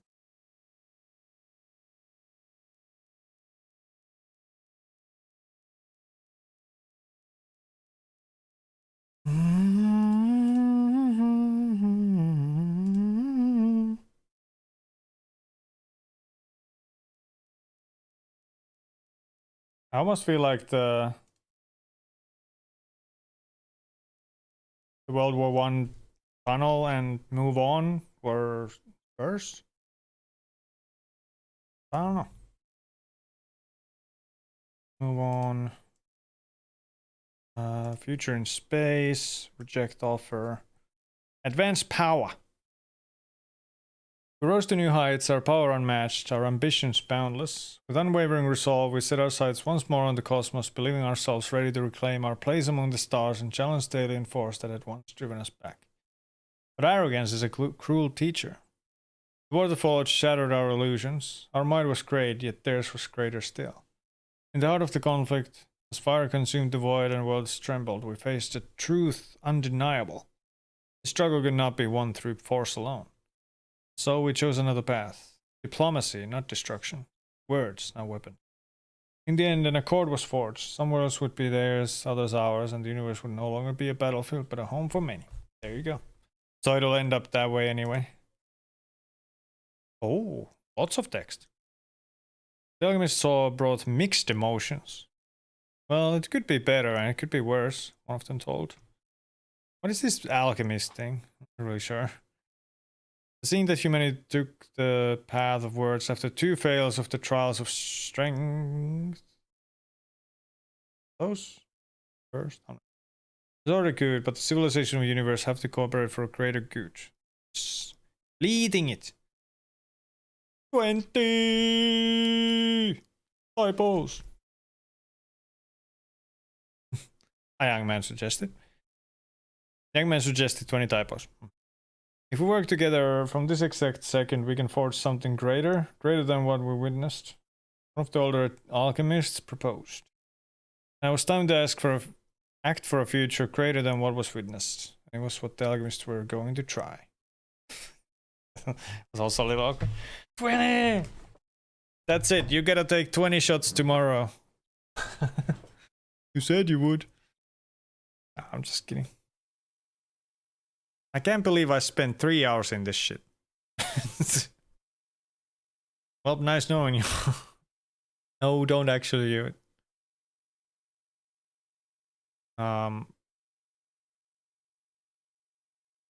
Fuck, I was supposed to Google something, but I forgot. Oof, good luck. Aeonic, store page. 2 user reviews? Well, that's not true. That's 2 positive reviews. Mostly negative. 21%. There you go.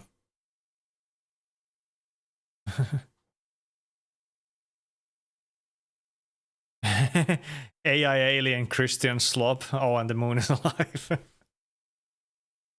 You can have a funny. That was posted today.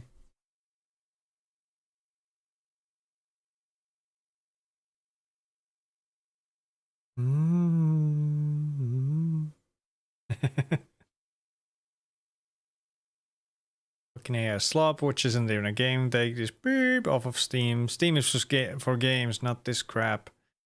Games AI trash. I got it for free and I still regret buying it on my 5 minutes back. Lazy, but it didn't spend 3 hours. I mean, I was gonna stream anyway. So, you know. Not upset or anything. I did feel like a youth pastor made a game to make the youngsters think. Think? Religious people do that? I'm just kidding. I got nothing against religious people, just when they're trying to force it upon others. It's tiring real quick. Hey, thought to come. I'm in muck. Completion status completed. Yay. Tomorrow is Thursday. Oh, Thursday. Mental health checkpoint. Starting off with that.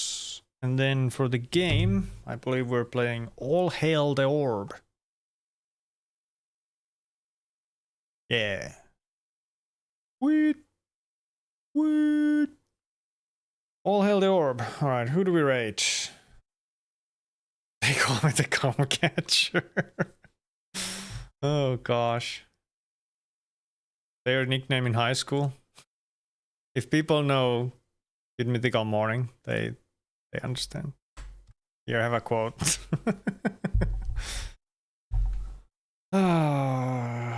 Anyway, moving on. See who the raid. Ooh, Sab's streaming. Hell yeah. I like Sab. Sab's cool. Raid Sab 016. Bam. Did I get it right? Yeah. He's doing just chatting. I'm not sure what's happening. But yeah. Thank you for listening to me read for 3 hours on that AI slop game thing. I guess I'm bad now. No. I just really wanted to see what happened if I chose all the things. Thanks for the stream. Thanks for being here. As always, everybody came to hang out. Yeah, All Hail the Orb today. That's from Key Mailer, I think. Not that it matters, but prepare for potentially. Welcome to the Cum Zone. Cum Zone. Only come inside anime girls. Quivering clit, double jointed pussy, fresh Fresh pop. All Hail the Orb. Yep. All right. Thank you so much for hanging out. Much love all. I hope you all have a wonderful time of day, and I will in fact see you next time, whenever that is. Hopefully tomorrow. If not, then whenever. Okay. Bye. Send raid emotes, headbangs, pizza. Bye.